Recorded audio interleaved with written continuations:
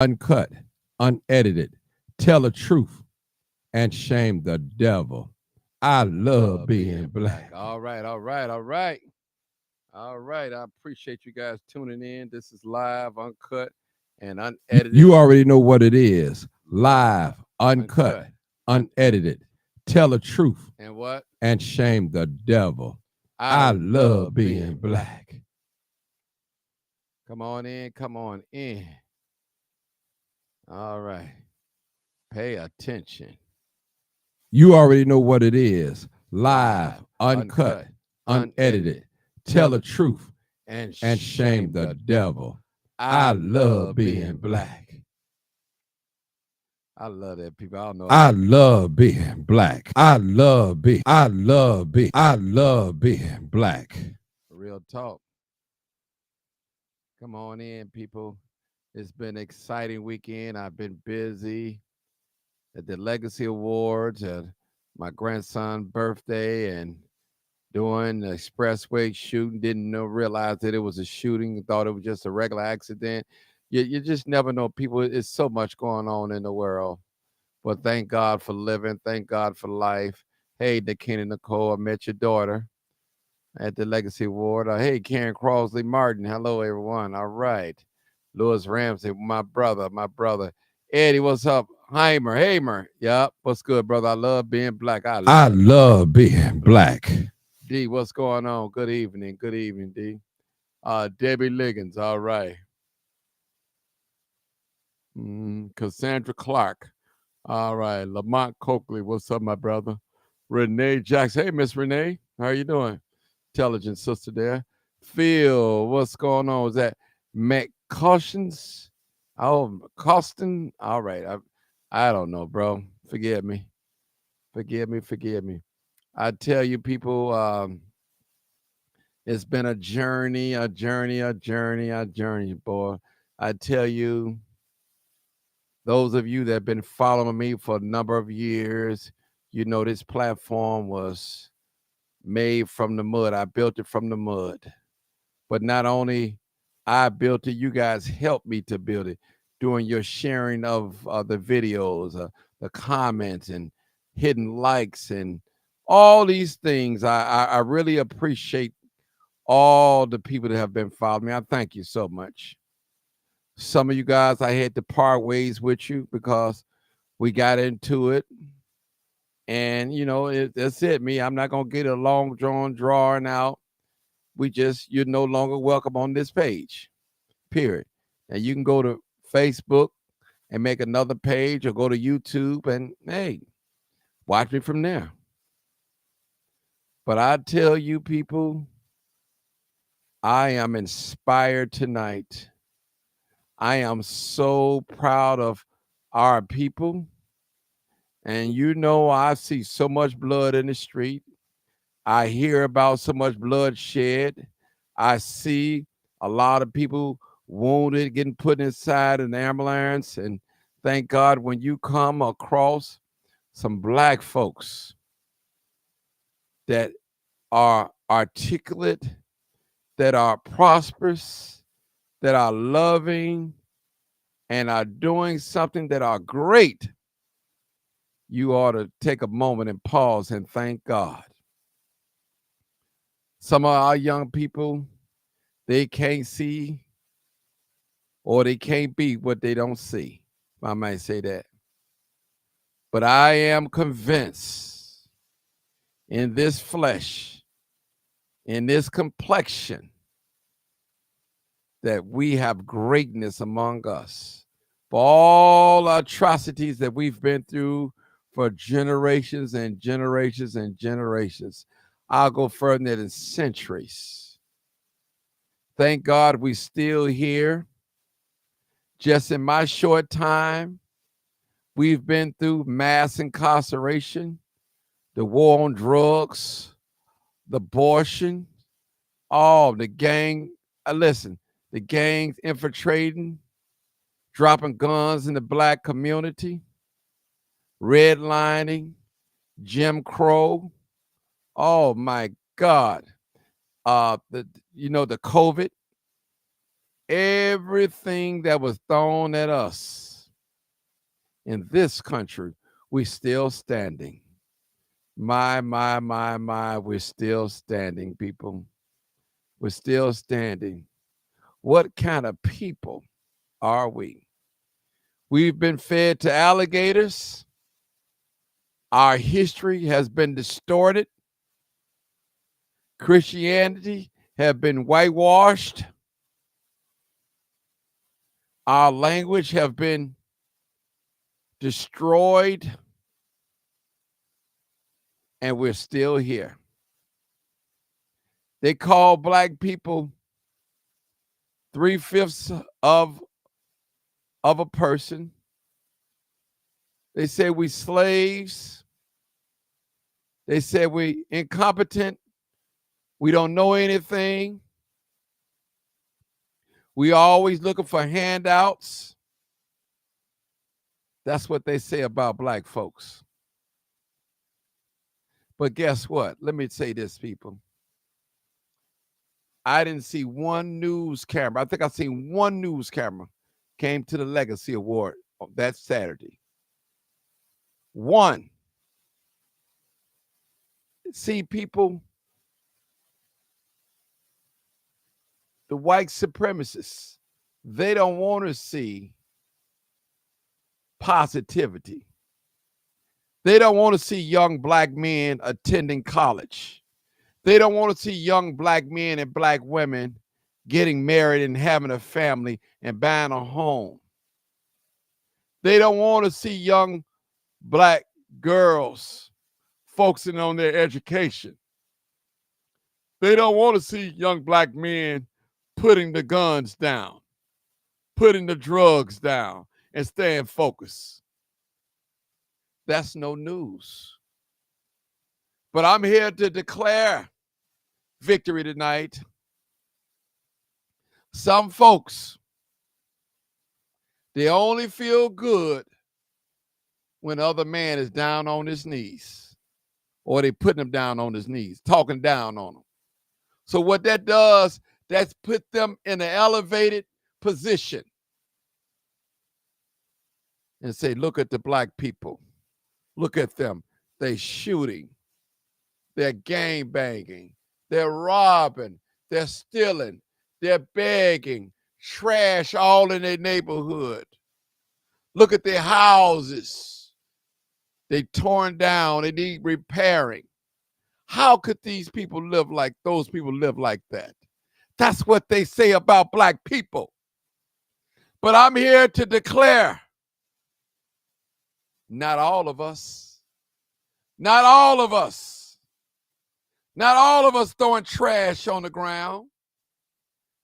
Not all of us, our roof is leaking or our homes need to be remodeled. Not all of us, not all of us picking up the pistol and shooting innocent people that we call the ops. Not all of us is picking up the dope in the community and selling dope to one another. Not all of us is stealing and smashing and grabbing. Not all of us. Not all of us are having babies out of wedlock. Not all of us. Not all of us don't have homes. Well, we do have homes. Not all of us are looking for a handout, a piece of biscuit or bread. Not all of us. Not all of us. Not all of us are dropouts. Not all of us. We're college educated. We're scientists. We're doctors. We're lawyers. We're politicians. We're pastors. We're leaders. We're activists. We're law enforcement. Yes, we are. I'm here to warn you tonight that God is. And God is a rewarder to those that diligently seek him. And a lot of us, we seek and we believe in God because we know what the end is going to be like. He's told us. Listen, not all of us walking around here looking for something to steal or beg or looking for a lick, if I may say. Not all of us. So those of you that from other ethnicities or other cultures don't believe the hype. They said we're lazy. How could a lazy people have trillions of dollars and spend in this economy trillions of dollars?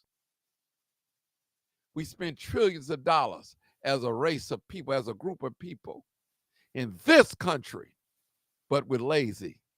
Lazy folks don't have no money. Lazy folks, in my book, they broke. Am I right? Now, somebody help me out now. Somebody tell the truth. Tell the truth. And what? And shame the devil. I tell you, that's what they say, people. But I'm here to tell you, those of you use the word ghetto, what are you paying? What are you comparing ghetto to? To the white culture?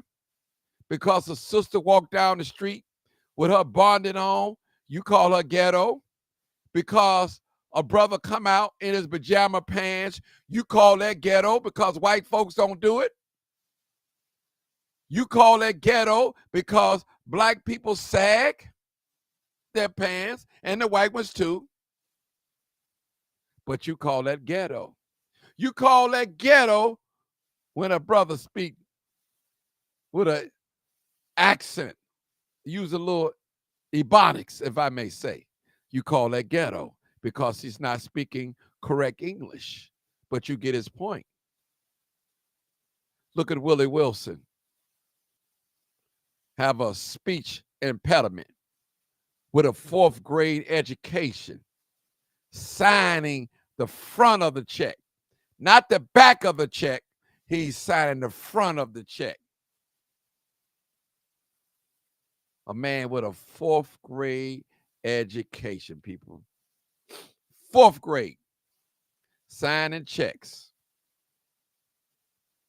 Y'all know I'm telling the truth. Talking about black folks tonight. Pay attention. Folks can walk up to us, law enforcement can shoot and kill a black man in his sleep. And when we raise hell, and I'm not cussing, and y'all know I don't curse, they said, look at black folks. There they go at it again. They just not satisfied. The more we get them, the more they want. Okay, we made a mistake, but that's okay. We won't do it again. I'm going to tell you, black people, don't take your signs down because you're going to need them again. And you got to ask yourself a question. To all my white audience, maybe you could help me out with this one. Since I'm not white, and you're more qualified to talk about whiteness because you are white or Caucasian or Caucasoid, if you want to call it, Caucasoid, from the Caucasus Mountain. Why is it that when a white law enforcement, police officer, no matter what enforcement, when he sees a young black man, he view him as a thug, as a savage, as a gangbanger, as nothing. In any flinch, you take your revolver, your service weapon, and pow, pow, pow, and pow, and you shoot him down like a dog. And you've been hiding behind these words. I fear for my life, and I thought he had a gun or weapon. And by you saying those 2 phrases, it lets you off the hook in most cases. A small percentage, very small percentage of law enforcement get arrested. And when they do get arrested, they don't get the time as an everyday citizen would get. Y'all know I'm telling Tell the the truth And and what? shame the devil. Now, take in mind, people, follow me now. Pay attention. You got a black cop and a white cop. They both go to the same academy. You never hear about a black officer shooting down a young white teenager because he feared for his life or he thought he had a gun. Now, why is it that the black officers or law enforcement can get it, but the white ones can't get it? Over and over and over, they shoot and kill young black men. You said, well, Martin, he was a thug. He was a menace. He robbed people. He shot and killed. Well, let me tell you, Mr. Law Enforcement, who made you judge, who made you juror, and who made you executioner? Who made you the whole court in the streets? I thought court is held in the courthouse. That's what I thought. Somebody educate me tonight. They said, well, Martin, I thought you support law enforcement. Martin, support law enforcement as long as they abide by the law enforcement creed, the rules. You can't shoot down no young black man that's sleeping, that's running away and unarmed, and kill him and expect me to be quiet. You don't have enough money to pay me to be quiet in your bank. You don't have enough money. Period. See, I'm not one of those that you can silence with a little bit of money. You know, you hand them a little paper dollar. I had a dollar on the floor. Where is it at? Down here. Here it is. With a little money. With a little money. See, I'm not one of those. I'm not one of those that you can just entice me with your money. See, Pharaoh knew that the slaves was in love with his wealth. And see, when God can use you when you're not in love with money. See, they know they got you when you're in love with money. Because some of you, excuse my language, you'll back up and open up your cheeks and let somebody come in the rear. And y'all know, read between the lines what I'm saying. For some money. For some money. You'll cross your mama out for some money. For some money. I've seen it happen. Have you ever seen some activists that you follow and used to make noise? They'd be like thundering and lightning, and they'd be in the streets protesting and speaking out all on the news. They got a little money now. They got a little money now. They quiet. Oh, I used to be like that, but don't take all that no more. You don't have to do all that marching. You don't have to do all that, those press conferences. We all know them. Money did silence them. See, it was never about the group. It was about them, what they can get. I'm telling you, people, some people that's out here that call themselves representing the community, the group, it's not about the group. It's about the dollars right here. You see what the black politicians are doing? You corner one of the politicians one-on-one, man, they agree with you on every point. They get in front of the white folks, act like they don't know you. They adjusting their suit and tie and everything. Talking about being tough on crime. And you know, that's a cold word. Lock them black people up. They get around the white folks, they don't use the word black, or they're coded like this. black and brown. That's what they do. Or they'll say minority. They're afraid to say the word black. You know how white folks, they don't want to say the Niger word in public. And black people don't want to say the word black and proud in public. Even during Black History Month, a lot of politicians, they were silent. Politicians were silent. Black people, they were silent. Now here come Irish now. They're going to be walking around with the Irish shirt, green on and everything, celebrating, skinning and grinning with the white folks that don't like them. Listen, white people don't respect cowards. They use cowards to the best of their ability. When they're done with them, they toss them away, push them in front of a bus, literally speaking, or push them down the stairs. You're no need no more. Black people, as long as you got that mentality, me, myself, and I, you'll never win. You said, well, Martin, I have my master's degree, my bachelor's degree, my master's, my PhD. I have a degree in computer science. I graduated from the University of Chicago, Princeton University. And guess what? What good is your education if it can't help your folks, your black people, the group?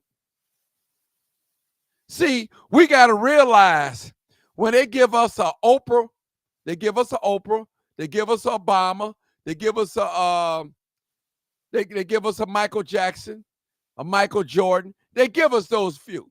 Them P. Daddy, they give us those few. A few rich preachers to make it look good. See, black people, remember, diversity is not for you, it's for them to make them look good. See, look at Obama. He was the president of the United States. If you keep doing the right thing, you can be the president of the United States. Yeah, you sure can, but you won't be calling nothing for the United States. You'll be just a black face with black people behind the scenes running everything. Running everything. Don't you know, not all, when white people look at you, young black man, they see dollar signs. How can I make money off him? What talents and skills that he have that I can get paid off of? Is he an athlete? Is he an entertainer? Can he? Is he a comedian? Is he a rapper? Or what is he? What can I do to bring? Is she a model? Maybe I can use her for a reality show and make a fool out of her, but pay her. Let them entertain us. We want to laugh. Would he be another Cedric Entertainer? Would he be another Michael Jordan? Would he be another Carl Lewis, a track runner? Would he be she would be another Serena or Venus? That's how they sizes us up, black people. Now listen, black people, I understand that you can't share this video. I'm not even going to ask you to share it. But I tell you what, all that loyalty that you give the other man, you come to work on time, you prep, you do overtime if you have to, you bring work home if you have to, you wash that man money if you have to. If the man gets sick, you run some medicine to him. If the man place get caught on fire, you're going to help put it out. One thing I learned about black folks, I've learned about them. If you feeding black people, they don't care who you are. They're going to take up for you. If you feeding them, they eating off you. They're going to take up for you. Oh, I know I'm telling the truth and shame Tell the the devil. truth and See, shame the you, devil. y'all don't want to hear this type of talk, but I got to tell it. Pay attention. Some of you out there, you never paid attention to homeless people until the migrants came on the scene. Until they started feeding the migrants, giving them money.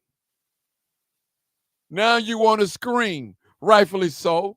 What about the homeless people here in the United States, in Chicago? You're not helping them. Rightfully so.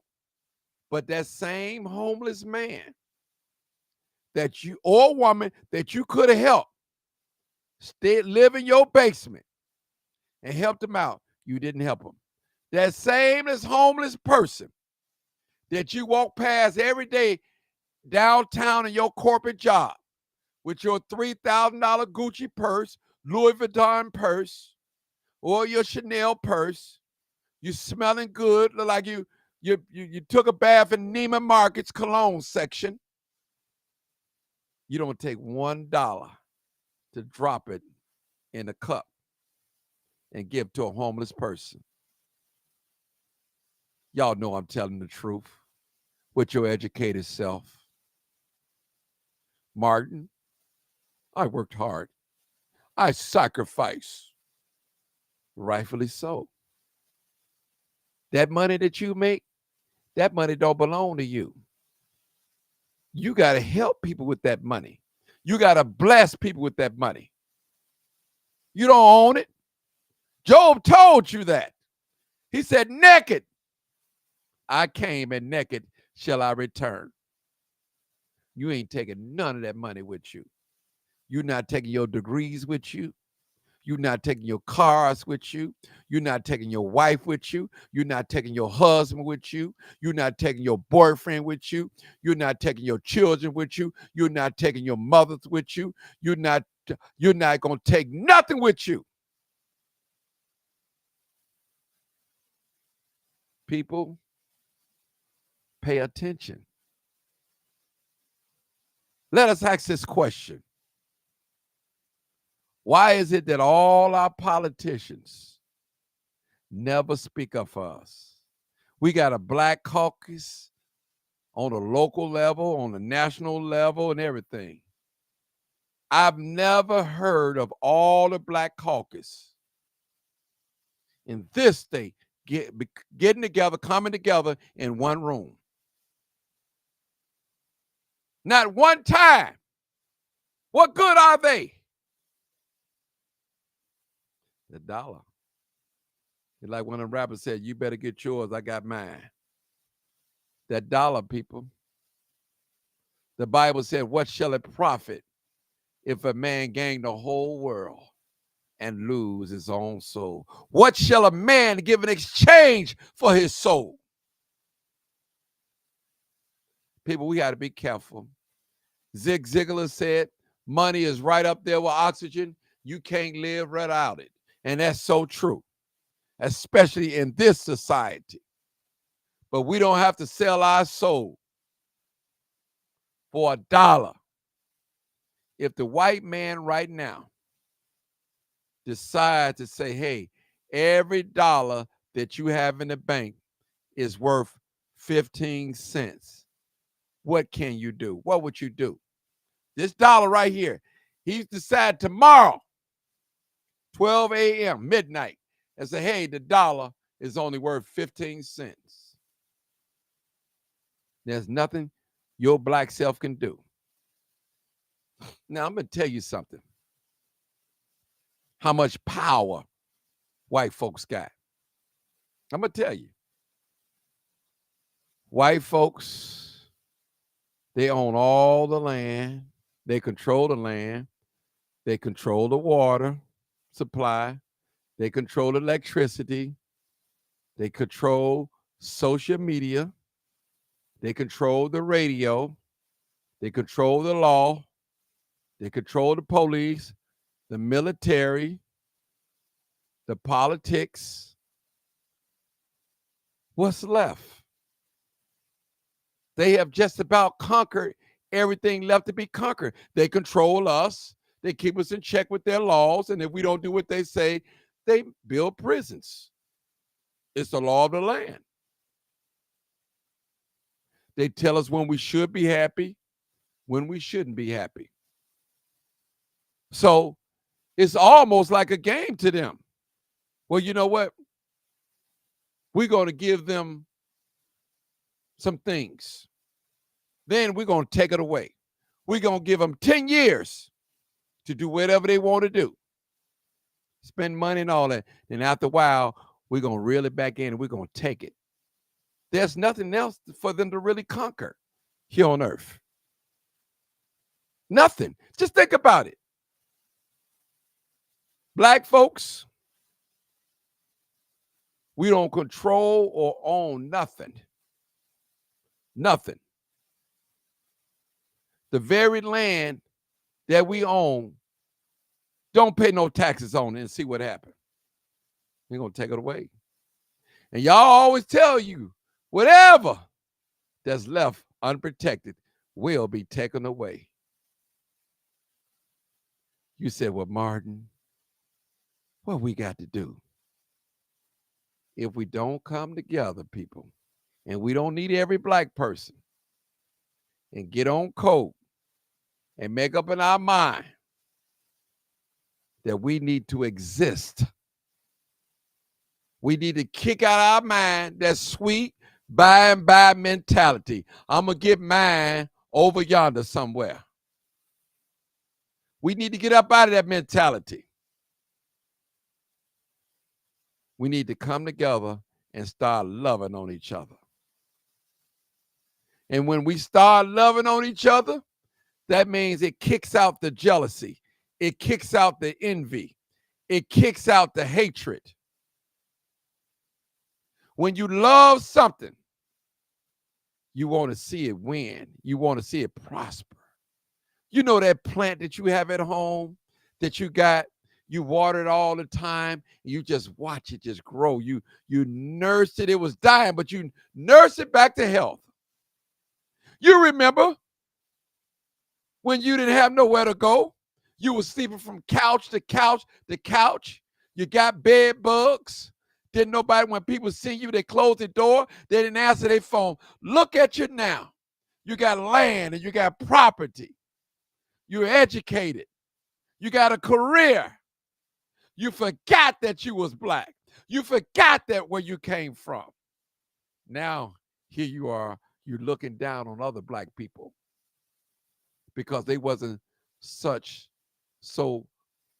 as, I would say with the word I'm looking for, as you had opportunity as you. Now you're looking down. Now that you have made it up to ladder, you will call it. Now, black people they're so disgusting to you. Disgusting. I'm black, but I can't stand black people. We just kill and shoot each other all the time for no reason. And why do we have to steal? Why do we have to get in front of these white people and just talk with ebonics? Oh, I'm just such ashamed of being black. Why did every black person has to be a Democrat? Oh, I can't stand it. You know them bougie nitros. You know who I'm talking about. You're so perfect. But guess what? The white folk don't care nothing about you. At the end of the day, they race first. Why is it that black people are under attack when they say things, I love to be black? Why? Why they call a person that love his culture and his people, oh, he's racist? But as long as I'm cussing and raising hell and shooting and gang banging and lying and pimping and hustling, selling dope, that's okay. I can do that. That's what's expected.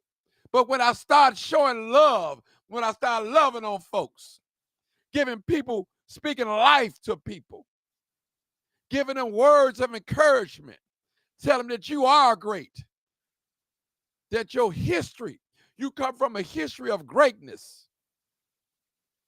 Now, I'm called or labeled as a black identity extremist or a racist. We got to watch him. I've never told a black man to go out there and shoot a white man. I've never told a black man to go out there and rob a white man.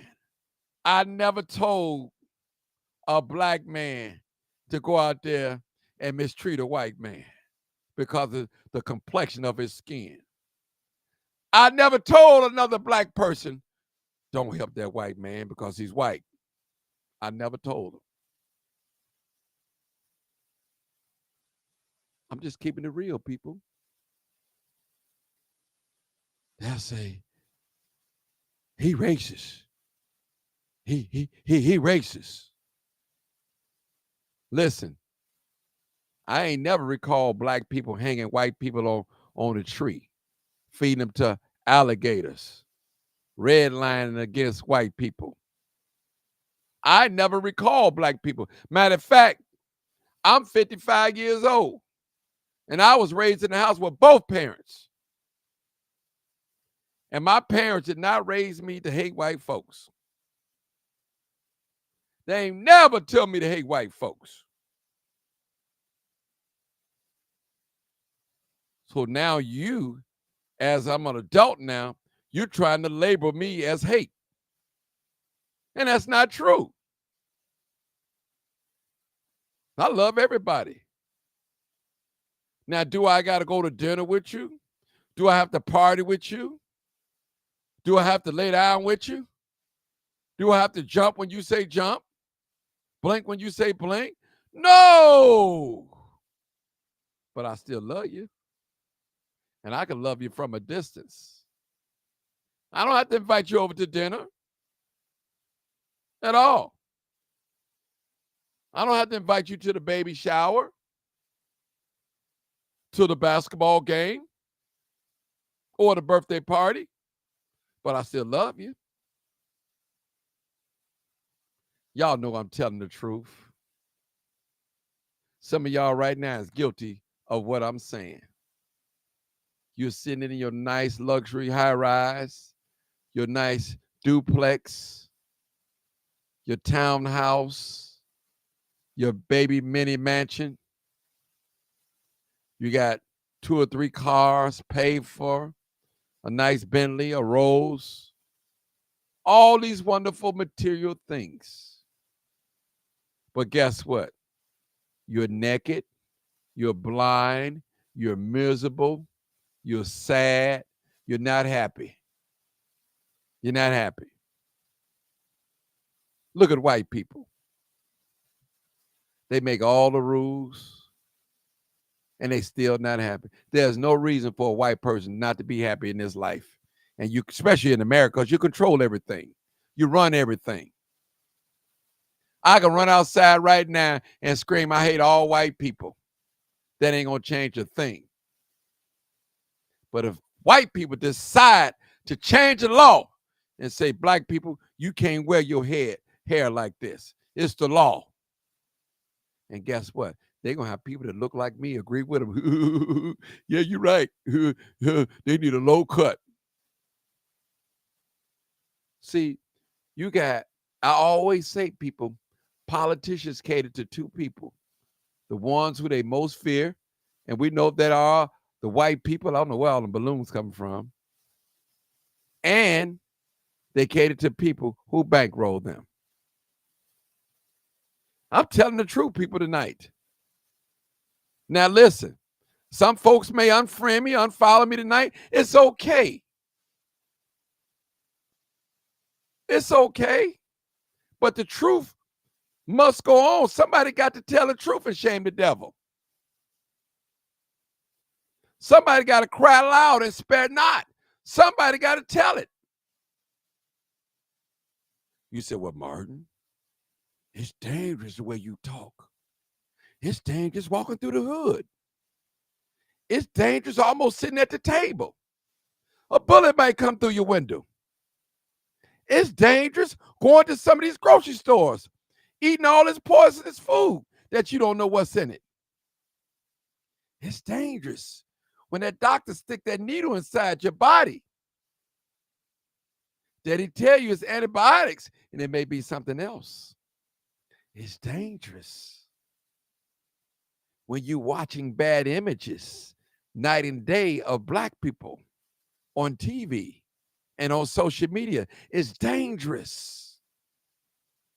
There was a saying to say, if you see it enough and hear it enough, you'll begin to start to believe it. And I find that so true in television and social media. If you keep seeing the thing long enough and hearing about it long enough, you'll start believing it. It could be a stone lie. Like we all know that Jesus Christ wasn't a white man, but we heard it all our lives. We've seen pictures of him. And some of us right now today, old as me, 55 years old, still got that white image in our minds. That long hair, long straight hair, and blue eyes, and pale complexion. We still believe that that's Jesus in our mind. And we know what the Bible says, but we can't shake that image out of our minds. And that's why, people, we have to be careful looking at a lot of foolishness and listening to a lot of foolishness. If you want to be great tonight, surround yourself around such people. The Bible said, he that wants friends must make himself friendly. Some of us, we walk around all day with our face so uptight. We mean and we mean mugging. Our energy is saying, don't say nothing to me. I don't feel like talking today. Well, you say, well, Martin, I didn't say that. Yeah, but your body language, your energy that you're pushing out, it says that. Fellas, have you ever seen a nice looking young lady walk past you and you wanted to say something, but her energy was so nasty and just all out of place? You said, I ain't gonna say nothing. She look like she'll bite me or cuss me out. Have you ever seen that, fellas? And I'm not picking on the ladies, but you see it. You can look in a woman's face and say, she don't play no games. A man can. Y'all know I'm telling the I truth. love being black. Tell the truth and shame the devil. I'm serious tonight, people. Paying attention. There's so much hate among us. I'm telling you, what would happen if we really start loving on each other? What would really happen with black folks here in America? We will be winning as a group, not as individuals, because a lot of individuals here in America are doing really well here in America, doing great. But as a group, as a mass number, we're failing, we're losing. I was talking to a friend. I call him brother, I call him cousin, Mr. Ronnie Johnson today. And I said, Ronnie, I may not say it in exact words. Look at our young people. Look at some of your little nieces, little bitty nieces, maybe 10, 11, 12, 2, 3, 4, 5. Have you ever noticed that little children, this day and age, they don't do a lot of talking, especially little children. They don't do a lot of talking.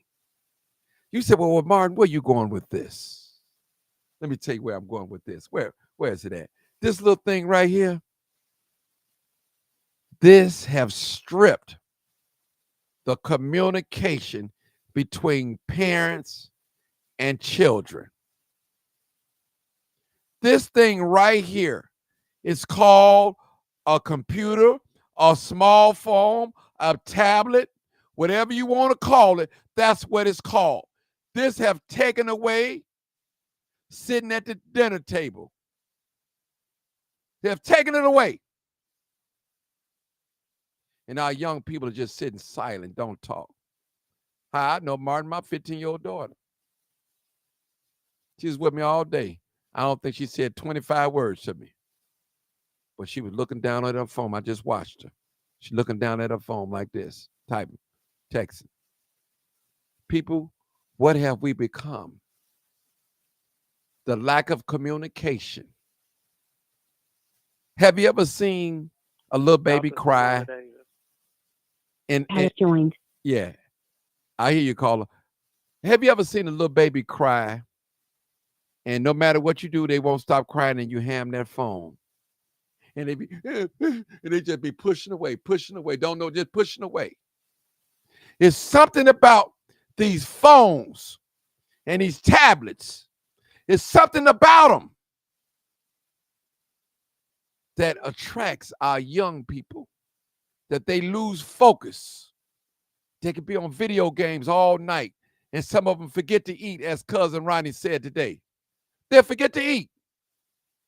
They'll be on the video games for 8 hours straight. As parents, if we don't tell them to put it down, they won't put it down. They'll act out if we don't allow them to get on the video game. This thing right here, this tablet, this phone, the cell phone, computer, whatever y'all want to call it, our young people, they're to the point where they can't go without it. It's like a drug. It's like a drug to them. It's addictive. It's the new crack to our young people. It's the new pills. It's the new lean. It's the new weed. And these video games. Caller, put your phone on mute because I hit some pots in the pans in the back. Uh-oh. Put your phone, yeah. All right, thank you. So, I'm talking real talk tonight, people. I'm not trying to drag black folks down in the mud. And I told you, not all of us gang banging, not all of us robbing, not all of us begging, not all of us want a handout. Not all of us stealing, shooting dope, gang banging, prostitute. Not all of us. Not all of us lazy. Remember, when people say things like that, they're talking about your uncle, your mama, your brother, your sister, your nephew, and your niece, and your grandmother, and your great-grandmama. That's what you, when you say stuff like that, that's what you're saying. Listen, I'm not impressed with other foreigners coming to this country and you calling them great. Listen, you know who's great in this country? Black folks. We were forced to come over here, our ancestors. And guess what? We're still here. We never packed up in mass numbers to go to other countries and flee. We worked it out. We fought. We died. We bled in this country. We built up in this country. For the little privilege that we do have in this country, we had to fight for it. We had to sacrifice for it. For another person to come in this country and call black people lazy. Shame on you, Mr. Foreigner. Shame on you. Let me let you in on a secret. You know that cell phone that you're talking on? You know a lot of those things that you talking and eating, we invented them. Did you know that? That cotton that you wearing cotton clothes on, we was the #1 producers in the whole world of cotton because of black labor. Black labor, white wealth. Did you know that, Mr. Foreigner? Did you know this, Mr. Foreigner? We worked 400 years in this country without pay. Did you know that? Mr. Foreigner, did you know that we're not working for starving wages? We need to work for livable wages. We don't just want starvable wages jobs. Yeah, there are a lot of jobs here, slave jobs that remind us of slavery. What it looked like a man 50-some years old making $7 an hour. What can he possibly do with $7 an hour if he got a family? What possibly could he do with $7 an hour? He need at least 2 or 3 of them jobs, maybe to get him up to $21 an hour. Then he can probably have a little elbow room. He ain't gonna take care of no family on $7 an hour. That ain't gonna happen. That's not gonna happen. Now I ask a question, and I'm gonna take the caller.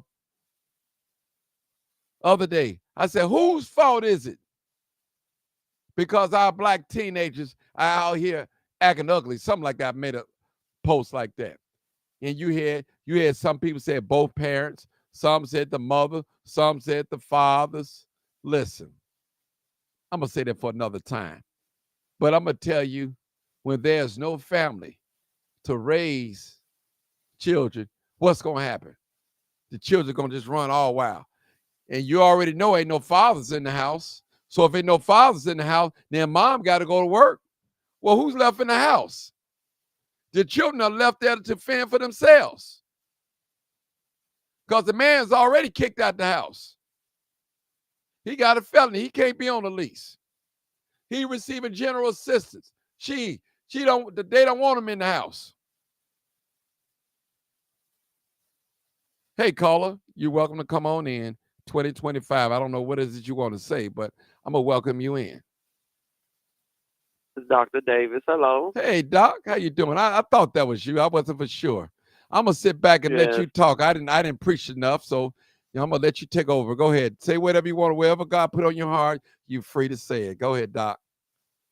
There's been so much going on. The poor kids is out here just not being monitored. I would say that. Years ago, we had showing officers. But let me say this, Doc, before you get started. There's no one in the home, Doc. If the father's is not there and the mom is working a job 8 hours a day, come on now, who's at home? It's true. That's what I said. They're not being monitored. Right. So you're right. So that means we're being taken out of nature, out of our role, both roles. No father in the home. Mm-hmm. Now the mama got to go out and fend. Because go ahead. When I was coming up, the village raised you. Can't trust the village anymore, unfortunately. The village will go outside to be in the house before the lights came on. Things were different, but now things have changed. And we have to go with the flow on how kids should be raised. And it takes the parents, whether it's the mother or the father, to raise these kids, because these kids don't want you telling them nothing. And I have never seen nothing like it. They do not want you telling them anything. And of course, certain parts of Africa are still in slavery. And it's just sad out here. It's like, what are we to do? What are we going to do? Like, they're supposed to be our future. Well, doctor, and it's scary. Doctor, you got all these degrees. I got a little experience. Other person got a big money, and this one got that.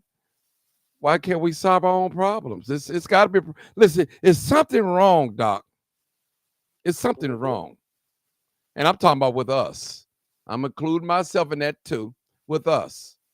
If we got all this know-how to do this, know how to do that, why is it that we're not applying to our people, our group? Every group of people help each other. Every group. Now you got black folks running around here talking about, I'm mixed, I'm this, I'm that. Black is the dominant gene. Everything comes from black. Period. You got black people, Doc, afraid to use that word black, including politicians, all of them. They know If you do that black talking, it's not going to go well in this society for you. That's learned behavior, though. Yes. That's learned behavior, and that's what they do. They don't want to be black. Unfortunately, we had, black people always lie. Not Hey, this everyone stars, Martin. Okay. Has joined. had a problem with light skin, dark skin. It's like, really, when we going to get over that? Black is black. Black is beautiful. Mhm. Like, when we going to get over it? We need to learn how. We have to save our race. Because if we don't, we're going down the drain, period. Because it's getting worse.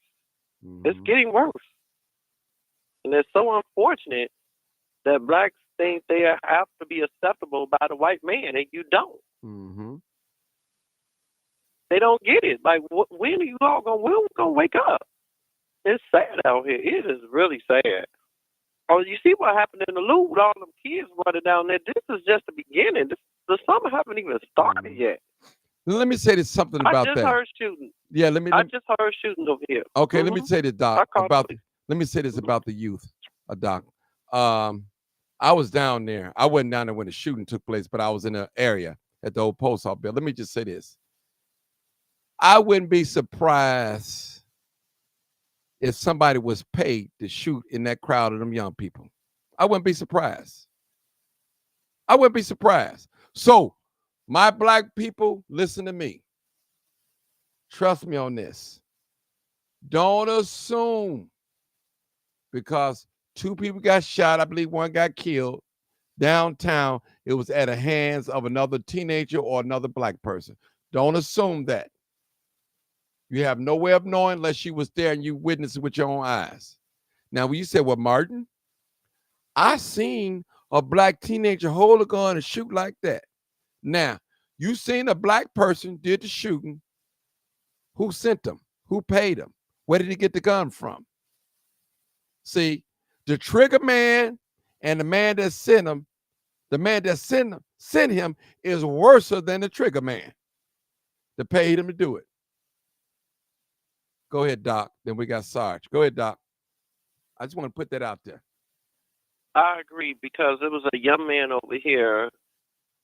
He was, I'm not going to go deep with it. He was white. He was driving a motorcycle, and that was his job. That was his job, to go into groups and shoot and act like that, oh, black people did it. I agree with you 100%. And these young black boys do not know how to shoot. So how 5 or 6 people get shot in the head? You're not that good of a shooter, first of all. You don't know how to shoot. You've never been practicing. So I agree with you on that. It's the only thing I could say is the black people in America have to get it together. It's not just Chicago people. This is going on all over the United States, period. Period. It's sad. It is really, really sad what is going on with our community. And I pray that we can get it together and stand as one because it's only going to get worse. And heaven knows, don't let Trump get back in office. It's going to get worse. So people need to wake up and stop trying to be your kids' friends and be their parents. So a lot of problem is they are their kids' friends. Okay, let me see what Sarge got to say. Come on, Sarge. Peace, Sarge. Hey, what's going on? Hey, how you doing, sir? Oh, I'm good. I'm good. It's just the 400 years of slavery thing. I'm like, okay. Well, let's talk about it. Well, it's historically said that the first slaves were brought to the United States in 1619, correct? Wrong. First Okay, of all, well, I'm wrong. Hold on, I'm going to correct you on something. When they brought Africans over, they wasn't slaves. They made them slaves. So I want to get that out of your mind. They wasn't slaves. They made them slaves. So when they went to get some Africans, they wasn't slaves. They brought them over here to make them into slaves. So that's what I want to say. Go ahead, Doc. Go ahead. Okay. Sorry. The year. Okay. Yeah, I think the year is correct. I think that's correct. I think so. I think that's correct. Okay. The year is 1619. Right. Okay. So black people have been enslaved for 400 years. 1619 400 years means slavery just ended in 2019. It was 400 years. The math ain't mathing. Okay. Okay. Now, let me The math ain't let me mathing. say this to you. Let me say this to you. We're in a different form of slavery. Okay. When blacks or Africans was brought to this country, we didn't own anything. We didn't control anything. Right now in 2024, you name me something that blacks own and control. It's the same relationship. The power never shifted. We all those people that went to Africa and bought slaves, traded for slaves, or brought them, well, made them slaves. I'll say that. I won't call them slaves. They're dead. We're dealing with their children. Now, nobody walking around here with chains on their necks and on their arms and all that and doing all that. But mentally, we are in the worst form of slavery that we ever has been. Because at least you know when you got a chain around your neck that you in slavery. But we living in a day and age right now, folks don't have no chain on their neck. They don't have nothing on their ankles or anything or on their arms. It's all in the mind. And you know, Sarge, whether you want to admit it or not, it's some things as being blacks that we cannot do that white people can do in this country and get away with. You know, in New York, where those Venezuelans beat up that police officer, if there had been a group of black teenagers, it would have been a funeral. You know that, and I know that. But slavery is over with, right? That's Slavery slavery is over with. It's over with. Yeah, you look who's pushing the agenda of that. Mm-hmm. Yeah. So of course it's going to be allowed if this is the agenda you're pushing. Mm-hmm. So I'm just saying. I understand. Best thing. Go ahead, Sarge. This is the best thing Black America can do. Black America can sit and mind Black America business and stop doggone being everybody else's cheerleader for every doggone thing. Stop cheerleading for the Venezuelans. Stop cheerleading for the LGBTs and all these other groups that ain't got nothing to do with you. Leave them alone. Like they got the Southern Christian Leadership Conference right down here in Georgia. Came on today, right?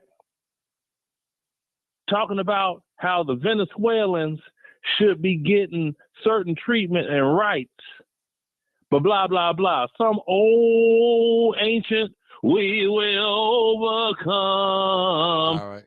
ass nigga on the news. I'm sitting here like, if y'all don't go sit him down with Joe Biden someplace, that's what the problem is. Well, let me. Black folk worried about stuff that ain't got nothing to do with them. Let me. Venezuelan rights? Yeah, let me. It's like, hold on, man. What rights? They came here voluntarily. Let me say this, Sarge. Let me say this. I've got my thought. Listen, have you ever heard of this? Some people don't feel good about themselves until they feel like they're helping somebody else. Then when they help somebody else, yeah, they're called liberals. Doc, maybe you got a medical term for that or something, what they call that for. They only feel good when they're helping somebody else or speaking up or taking up for somebody else. They get out of their mind, out of their problems. But they focusing on somebody else's problems. So they don't have to think about their problems. Being a liberal or Stockholm syndrome. Well, listen, I always say both parties are racist. Both at the end of the day, one is open and one is closed behind closed doors. So open with theirs. So that ain't gonna solve nothing. You know, nothing. But note, I didn't mention a single political party, did I? No, not at all. Exactly. I didn't mention no. I didn't. Hold on. I know where you was going. No. Come on, Martin. Let's be right about this. Hold on. I didn't mention. When you said something about Joe Biden, what's that saying? Did you I hold on, said, did you look mention? at who is. I said, look at who is pushing I'm this. not, listen, brother, I don't care about neither party. It don't make me no different. I'm looking for liberation for black Right. people. So That's I what I'm didn't on. mention the party. Yeah. And if you really want to know who I was talking about, I'll tell you. His name is George Soros. That's who I'm talking about. Research that dude. Oh, I know who he is. Okay. That's the one that allowed them doggone chicks to hijack the whole Black Lives Matter movement. Because, see, the Black Lives Matter movement initially started because of Trayvon Martin's death. Of course, they played on Black See, Death. I was in Savannah, Georgia, just a stone throw from the border from where all this stuff went down. See, so, you know, I got all the info straight from the street. See, but now you got all these other ones. Oh, they gonna come and take it over, right? Because what? He's funding this foolishness. Just like when you had that thing that happened downtown and they blamed it on the people of Inglewood. And I was like, ain't no people in Inglewood orchestrated, rented no vehicles, and had a bunch of tools to cut open gates and close stores and go raid them stores and steal ATM machines and had all that equipment in U-Haul trucks. Inglewood folk don't do no crazy stuff like that. I grew up in Inglewood. I know what they do. And don't nobody do nothing crazy like that. Then they're going to say that they doggone met up in the parking lot. You probably remember that story, Martin. Mm-hmm. Yeah. And then it comes, it wasn't them from Inglewood. No, it wasn't them from Inglewood. Well, See? again, That's like when you had the mayor, had the mayor Inglewood. Sarge, okay. Again, when you control the media, you can put out there what you want. You got some people, Sarge, right now, whatever they see on TV, they believe it. If the news say, hey, he killed himself, that's it. Don't question he killed himself. That's all they're gonna believe. That's what we're programmed to believe. And I said it earlier. If you listen to me, hold on. If you see something and hear something long enough, you're gonna begin to believe it. Most of us, we believe and hear what we see, especially on social media and on TV. Most of us. No research, barbershop talking, no reading no books, no doing no in-depth studying, nothing. We just talk. Mm-hmm. Operation Mongoose, not Mongoose. That was Kennedy. Operation Mockingbird. The CIA is behind that.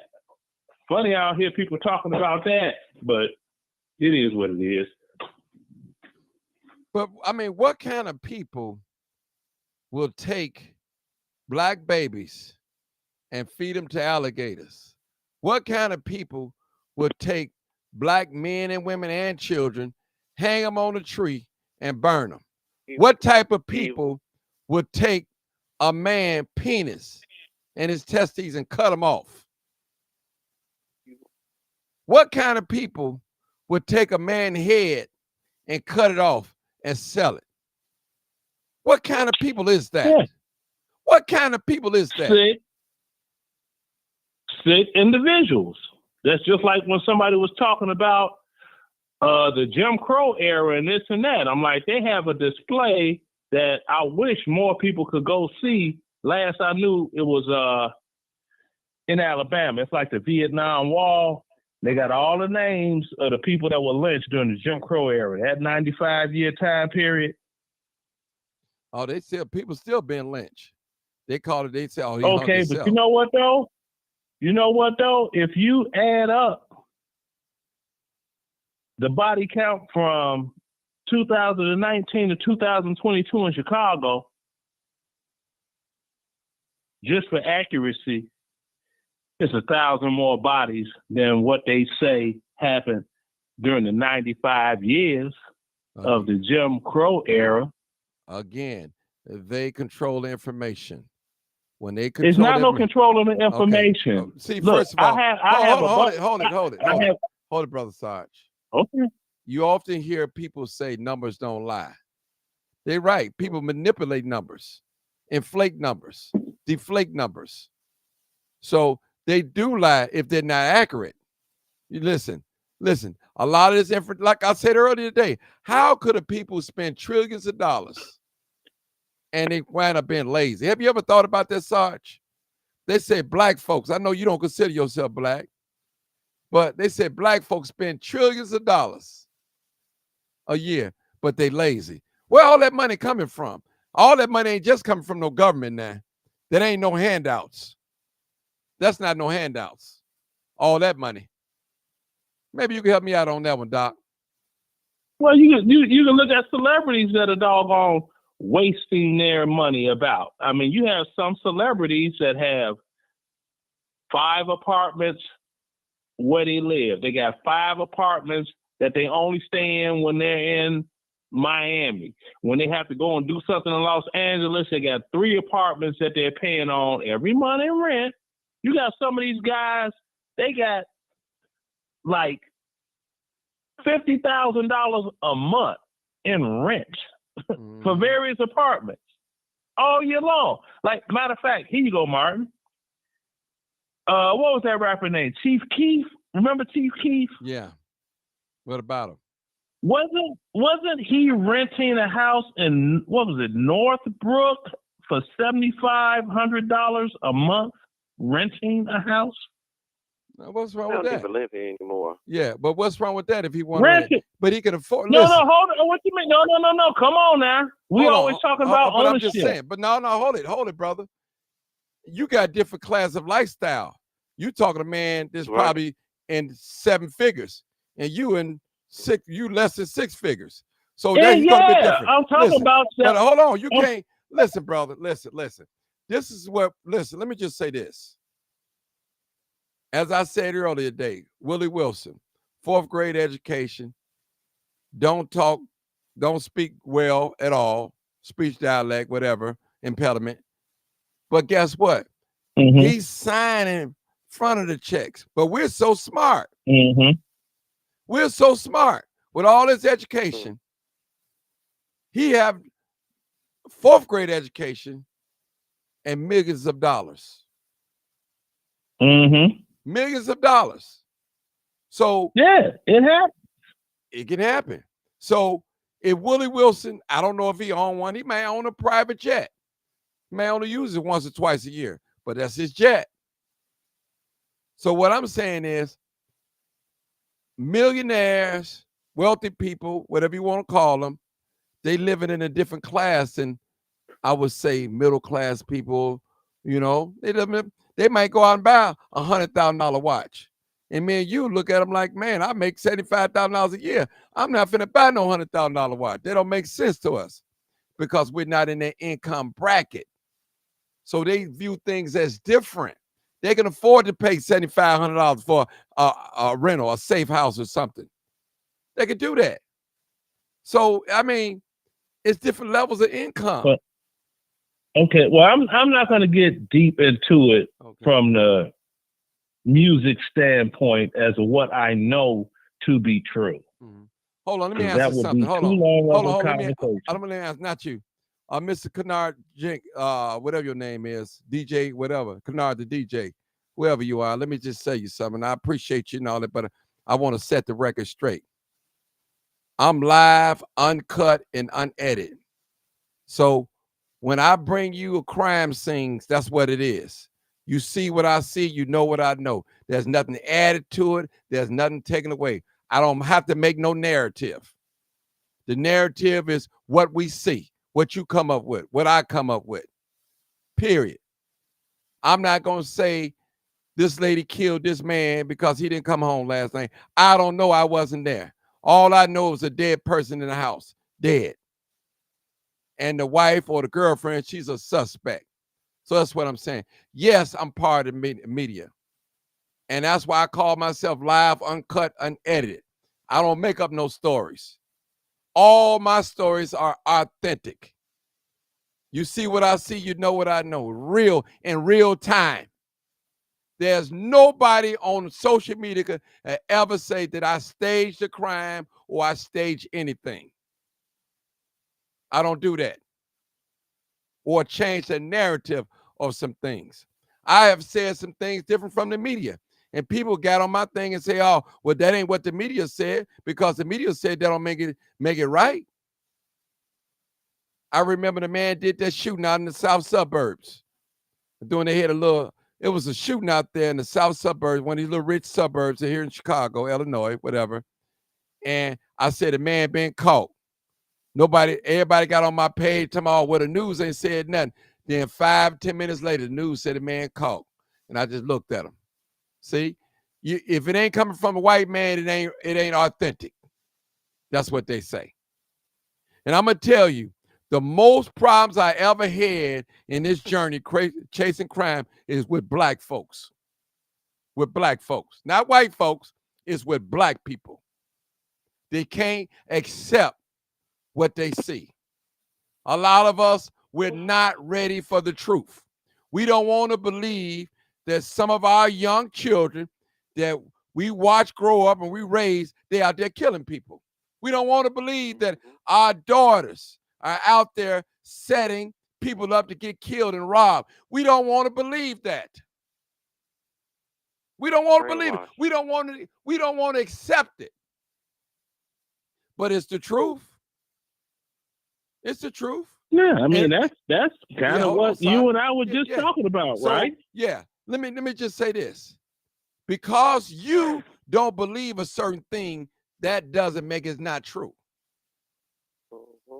You can believe that the sun ain't gonna come up tomorrow. That don't make it won't, because you don't believe. So a lot of us with this complexion right here, we got to start questioning some things the way we've been taught. Because a lot of us, we forgot the hole that we crawled out of. We forgot that we were sleeping on that little filthy mattress. We forgot that some of our parents were sleeping with this man and that man just to feed us for some Christmas toys, buy some Christmas toys. We forgot that we was in that food line. We forgot that we had to wear each other's gym shoes. Let us not forget where we come from now. We don't want to be so highly intelligent, well off, and forget the next man. And there's nothing wrong with material things. I think we should all have them. But we don't want to look down on the next man or the next woman, because it may be him tomorrow. Well, it may be him, maybe us today, and it may be you tomorrow. So it may end up like that. And trust me, everything that we own in this life is only for it's on loan. It's for temporary. We ain't taking none of these accolades with us. We're not taking none of these bank accounts. None of them. You know, I be at the flea market just about every weekend, and I see a lot of used stuff out there. And guess what? A lot of that stuff probably come from people losing the storage locker. People died. Somebody cleaned out their house and bring that stuff right back on the table and sell it, recycling right around. They couldn't take it with them. I have been in people's homes where they tell me, take everything out of this house. I don't want nothing. Whatever you find is yours. Guess what? They want to clean everything out. They don't want nothing to remind them of their loved one. They want to sell that house and get that money and go on about their life. Okay, y'all, go ahead and finish talking, but I had to say that I'm in that mood tonight. Okay, I was just like, we were just talking about that, because I know too, this is just recent, this millennia, too, for a fact that they are no longer with us. And the perpetrator of it was somebody black. One was a group of blacks in the SUV. So, you know, I'm like, well, the numbers can be skewed. I'm like, okay, yeah, well, you know,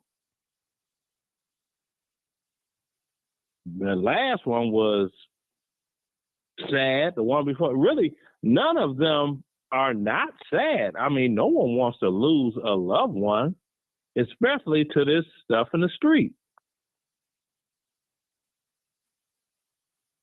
But I mean, I don't know how it got to this point. I mean, realistically, I don't know. But it's in a bad place right now. And then you also have the thing where, you know, a lot of black folk, well, you know, we did this, like, okay, we're like 12% of the population. How you gonna beat? Hold it. I'm gonna question that number 2. Now, if you go back in history, you like to do research. One thing I know about you, Sarge, if you go back in the 1800s, like around 1875, we why are we always around 10, 11, 12, or 13 and 14? Now, all these people being born, we still around that same number. We don't know. Let me give you an example of something. Dude, hold on. Let me give you an example. I can tell you why. Hold it. All my life, I've been going to school. I've always thought America was bigger than Africa. All my life. And it's not. I'm saying, Doc, I'm just telling you. I thought that. Mm-hmm. If you look at a map, China's first, Africa's second. Yes. Mm-hmm. If you look at a map, but I'm showing you what I said earlier. If you keep seeing something and hearing something long enough, you'll begin to believe it. Mm-hmm. So all my life, Doc, I didn't know this. I mean, I mean, that's the way I was taught and trained. Even when I went to seminary college, you would see the materials, white folks. They speaking highly of white folks. Now I'm trying to scratch my head. Well, where are the black people at? You know? See, a lot of stuff that we've been taught. A lot of stuff that we've been taught, we have to unlearn. It's stereotypes. My friend on here, 900, she just came in. And I hear her always say, this is her favorite line. I see it on social media. You can't believe everything that you see on social media or hear. That's true. Can't believe it. You have a lot of skill. Yeah, I'm just telling. Because you always get on. I see these girls on here doing on social media and all that. That's your favorite line. I see them doing it. I see them talk about it. You can't believe everything that you see and hear on social media or television. Especially nowadays. Listen, just like the gold digging videos that you see on social media, how they walk up on a girl and, hey, what's your name? I want to get to know you. You know, this is my those are stage. Those are stage. But they nice, but they're stage. You see that? It's like those reality shows. They're scripted. How you gonna have reality and a scripted? Right, that part. I agree with you on that side. That's true. I mean, come on. It's like I remember when I was a child, first grade. You know, that's when they start teaching you different things, right? They taught us the Pledge of Allegiance, and I was with it until it said liberty and justice for all. I'm like, hold on. Now, I'm seeing black folk on TV getting sprayed with water hose and dogs sicked on them. That don't look like justice and liberty for all to me. Who wrote this lie, right? This is me as a child. They used to call me inquisitive. Oh, he's so inquisitive. No, I'm like, explain this to me. Make this make sense. You say for liberty and justice for all. Okay, all is everybody. I don't see any liberty. I don't see any justice. I see a bunch of black folk getting water hoses sprayed on them, dogs sicked on them, and all that. You know, I hear a whole lot of noise in the streets because Martin Luther King got assassinated. I was old enough to remember that. Liberty and justice for all of who? I was like, don't get it twisted now. That's what people always get it twisted with me. They think I'm so blind to the truth that I don't look at the truth. I'm like, oh, I'm always looking at the truth. But I look at doggone stupidity too, and I'm like, I'm not falling for the dumb, and I'm not falling for the fake truth. You know? Like that doggone lift every voice and sing. I can't stand that song. Well, I love let's it. get back to the point. Yeah, let's get back to the point. Sarge, you take us way left field. Okay, I'm sorry. Yeah, way left point, field. Look, like my grandmother was a slave. She was born in Salis, Mississippi. My great-grandmother was a slave. They was cotton pickers. She was also born in Salis, Mississippi. Salis, not Sardis, Salis. She was came from the Delta. And then my great-great-great-grandmother, she came in, and they sold her from Nigeria, and she came in on a boat. So we as Black people have to learn how to stand together. We have to learn to stop trying to have white folks accept us, because they would never accept us, no matter how much. They didn't even accept Obama, and I'm not even an Obama fan, by the way. They didn't even accept him. You know, they always had something to say. If we don't stand together, it's gonna get worse. As we see it, it is getting worse. It's getting worse. Our kids, it's like we're losing our kids to the streets. We're losing them to the jail system. We're losing our kids. These are supposed to be our future. What future do we have? Kids are constantly going to jail, robbing, doing all these criminal activities. It's ridiculous. It's like I don't care where you're at. You could be in Georgia. You could be in Illinois. My brother lives in South Haven, Mississippi. It's happening everywhere. Everywhere. They just found body parts in New York. Come on now. It's like, what is they doing? Now check this out. They just opened Six Flags. No, hold it. Let 900 this talk. This goes right on into what he's saying. No, Sarge, you always go. Let 900 talk. Go ahead, 900. Hey, Martin. Hey, how are you? Okay. I'm doing all right. I'm listening. Don't play with me, Martin.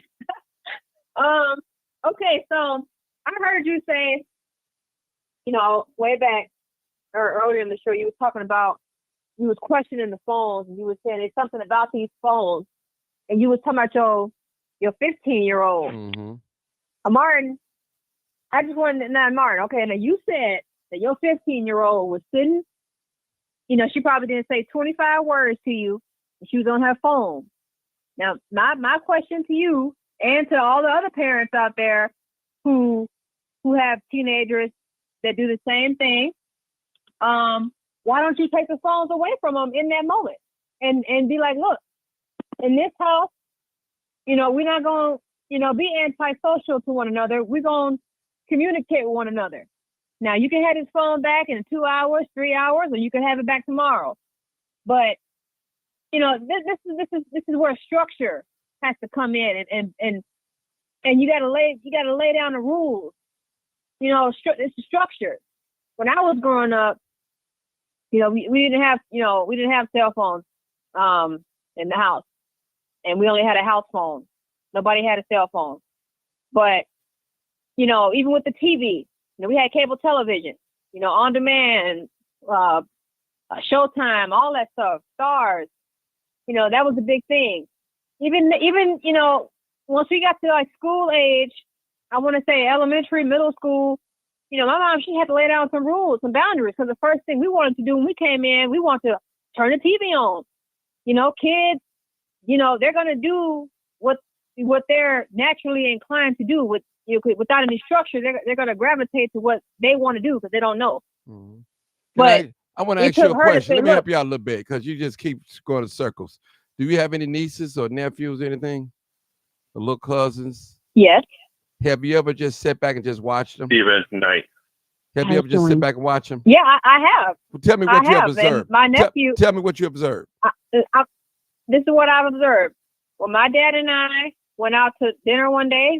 And he brought my nephew along, and he was like 10 or 11 at the time.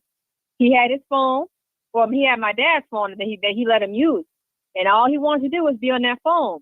Now, my dad, he did step in a couple of times and say, "Hey, get the phone or whatever." But left to his own devices, he was on that phone pretty much the whole time, and it's just the three of us sitting there eating dinner. Okay, now And hold it right there. This is only a few years ago. Yeah, hold it right there. That's my point. My point is to tell you that I spoke earlier today. Our young people are talking less and less and less. They're communicating with these little things, these little cell phones, computers, whatever you call it, smartphones. So my point is, sometimes you have to sit back and watch what they do. If you notice, just watch a bunch of children together. You don't really see a lot of children. They all on their gadgets. That's the way they form up, they communicating on their little gadgets. They're not really doing a lot of talking.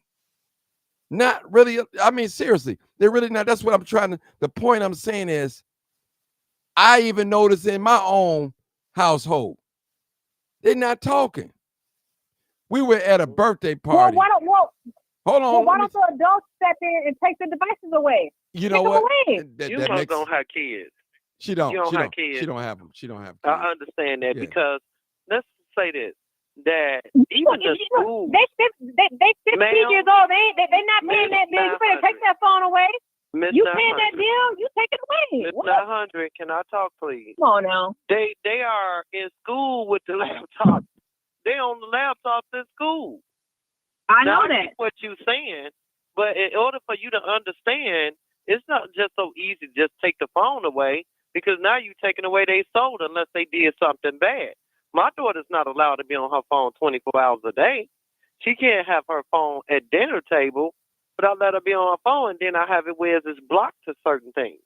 But this society. This is not your society where you grew up in, where I grew up in. I'm sure I'm probably older than you. It's not this society. This is a different world.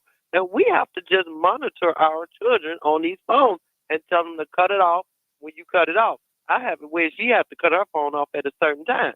But Martin is right. They doing this on purpose. This is by design. My daughter came out at 2 years old, 1 year old. She knew how to work the phone better than me. Really? Like, come on now. How is that possible? Well, look, who gave her the phone? Somebody gave her the phone because they wanted her to be quiet.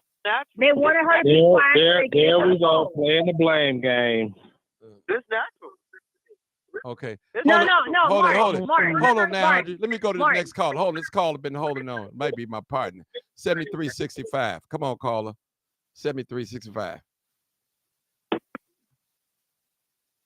73. Steve, yeah, go ahead, Steve. Go ahead.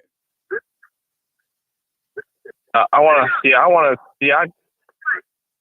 to comment about these kids with these phones, and I want to say that this is probably why these schools are still short on teachers, shortage on teachers. A lot of teachers are quitting because now you got these kids bringing their phones to these schools, and they want to be on their phones in the classroom. Then when it gets disrupted, then you got teachers trying to take away their phones to get their attention. You got these kids killing and hurting their teachers, assaulting these teachers. These teachers are scared of these kids. Mm-hmm. That's the problem with the reason. It's time for these schools to ban these kids bringing their phones to school. These kids should not be bringing their phones to school at all. Sorry, I graduated in 2001. I never, back when kids don't have no phones in school. I mean, so what is like in these high schools? Thank God, I'm not in high school. Steve, we living in a different time and day. No teacher in Chicago. Yeah. I swear, ain't nobody killed no teacher. None this year, last year, over no cell phone, but they will assault them. Now, for me, I don't allow my daughter to take her phone to school. It has to be a boundary. It's up to the principals, up to the dean. It's up to everyone there. It's the staff. And it's the parents, too. The parents have to make rules in their household, period. That you can't do this, you can't do that. But a lot of parents are scared of their teenagers. Somebody got some static in their background or something. You all don't have kids. Yeah, they do. Somebody put their phone on mute. It ain't me. You don't understand. Old time, is that you? Put your phone on mute. Y'all, go ahead, Doc. I'm sorry. If you do not have children, you can voice your opinion all you want to about these kids. Until you have your own child, then you talk. Because these kids are Tell something the else. truth. It's a different generation. And shame the devil. No, I don't care what generation it is. Ain't no child of mine gonna dictate what they gonna have and what they not gonna have. As long as I'm paying for it. You don't have none right now, baby. You can't listen. Let me just say. Easier said than done. Let me just say this. I'm gonna follow. I'm gonna follow the model that my mom. Did. Let me say this to you. Let me just say this to you.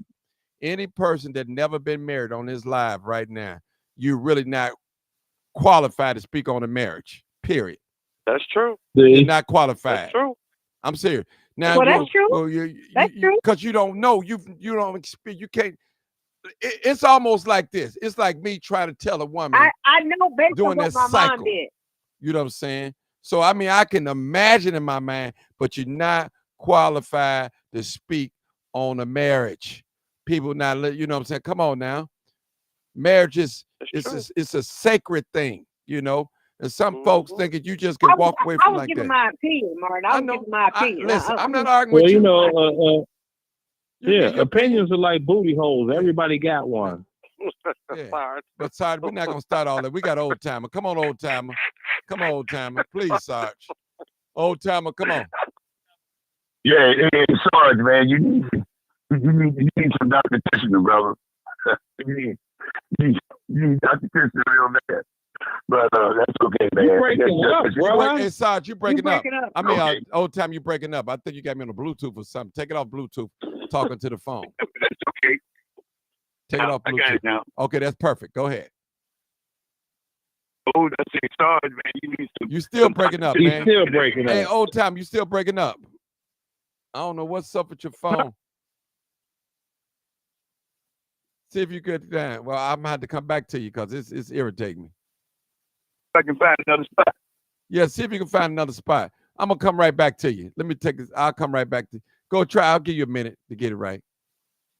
Get it right. We're waiting on old time to get back on. I want to hear what he got to say. Ain't no child of mine gonna tell me what they gonna have. Unless you want to get out there and get you a job and pay for it yourself at 15, you can do it. Well, but I won't be paying for it. When you get married and get your husband, when you get married, you gonna tell me 900. When you get married, it's not gonna happen. But when you get married and have your children, I want you to be saying that too. How hard is it to say? Yeah. Put your foot down. Yeah. Be a parent. It's not that put your easy. foot down. It's not that easy. It's not that simple, and it's not that easy. You Yeah. can say that all day, every day, but you don't have experience with raising a child. And if you don't have that experience, then who are you to say anything? Because I'm telling you, it's a difference. I'm copying my mom's example. Girl, your I'm mom copying my mom's a different example. generation, darling. That was a different generation. We talking about this generation, 2024. Well, look, wrong with them. it's all about how you raise your kids. Okay. It's about how you raise your kids. Come on, old time. You know what? You don't have any kids. Stop talking. Don't blame the generation. Stop talking. You don't have any kids. You can raise your kids any way you want. Old timer, please. 4093. Come on, old timer. I can understand what the sister is trying to say, but you do have to experience your best teaching. If you don't have any children, I mean, if you haven't been married and don't have any children, you can't say what you would do because you can only speak about it. Right. Old timer. Old timer. I need you to hang up and call back, man. I'm gonna go to the next caller because you're in a bad spot, bro. I need you to hang up and call back. Okay, come on, 6557. 6557. Come on, caller. What is it? She just like to argue. That's okay. That sounds like to me. That's okay. It's a all right. Come on. Generation of children. Yeah. Come on, 6557. Hello, Martin. Hey, how you doing, caller? Hello, Martin and panel. Hey, how you doing? All right, this Keena Nicole. Hey, How's everybody? Hey, I met your daughter, Keena Nicole. I met your daughter. No, right? I met your daughter. Martin, two times in 1 week you met my people. That is crazy. Yeah. That is crazy. Well, look, I called him because at first I was just listening, of course. I'm going to just say this. I initially, when my daughter was in grammar school, right, it was kids that brought phones to school. Of course, I didn't understand that.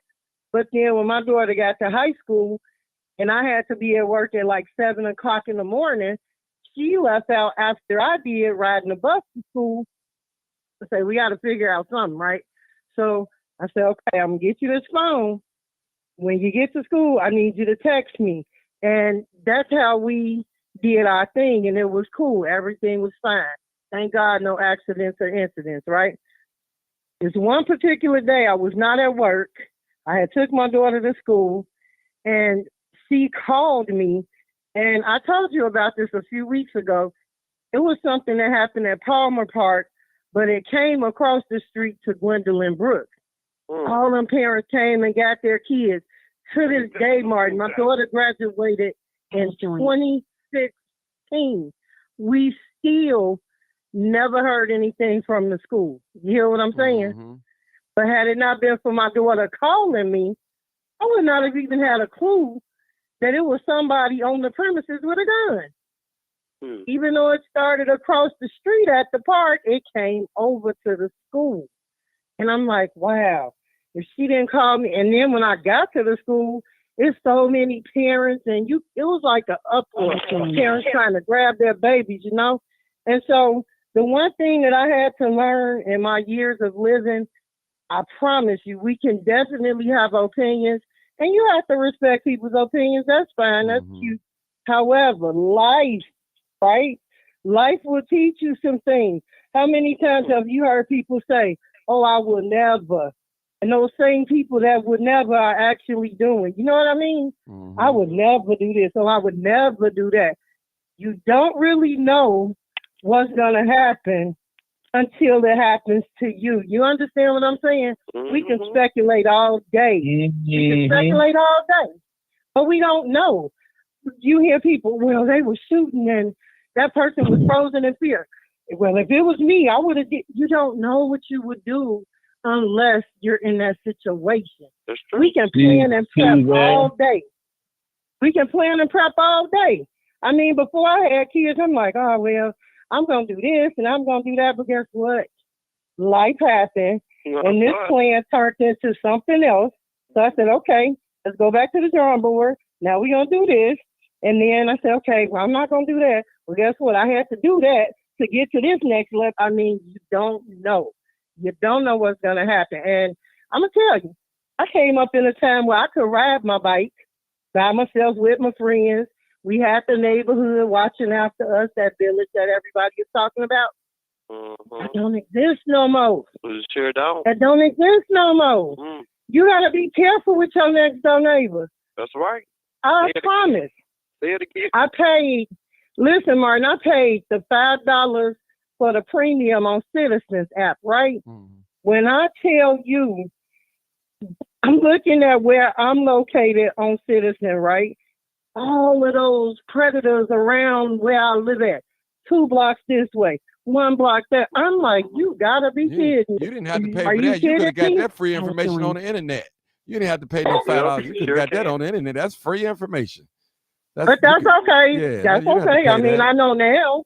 I know now. Yeah, you don't have to pay that. But the point I'm making, back in the day, we didn't know all of this stuff. You understand? And like I said, I rode my bike. We came, did our every 2-hour check-in, whatever. And then we was at home by the time the street light came on. You can't let your kid be gone 2 hours these days. You can't. The way my grandmama raised me, I promise I could never raise my kids that way. They would not survive. You understand? They would.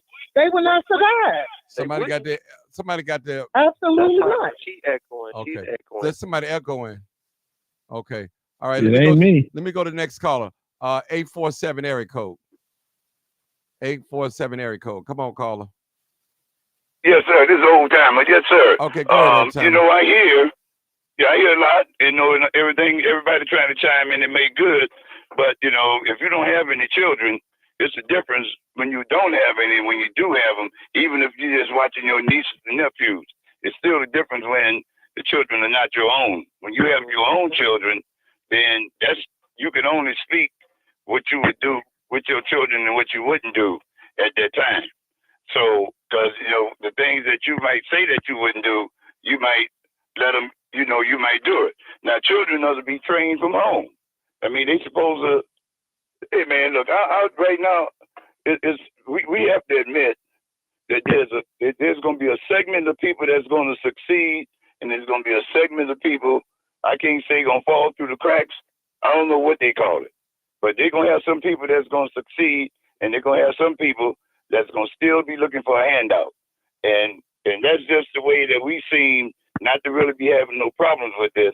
Because somebody said we doing it in this state, we doing it in that state. There's a lot of issues, man, out here that's not being addressed as to how we going to really put ourselves. Old timer, yes, old timer, stop right it. Ahead. Go ahead. Stop it.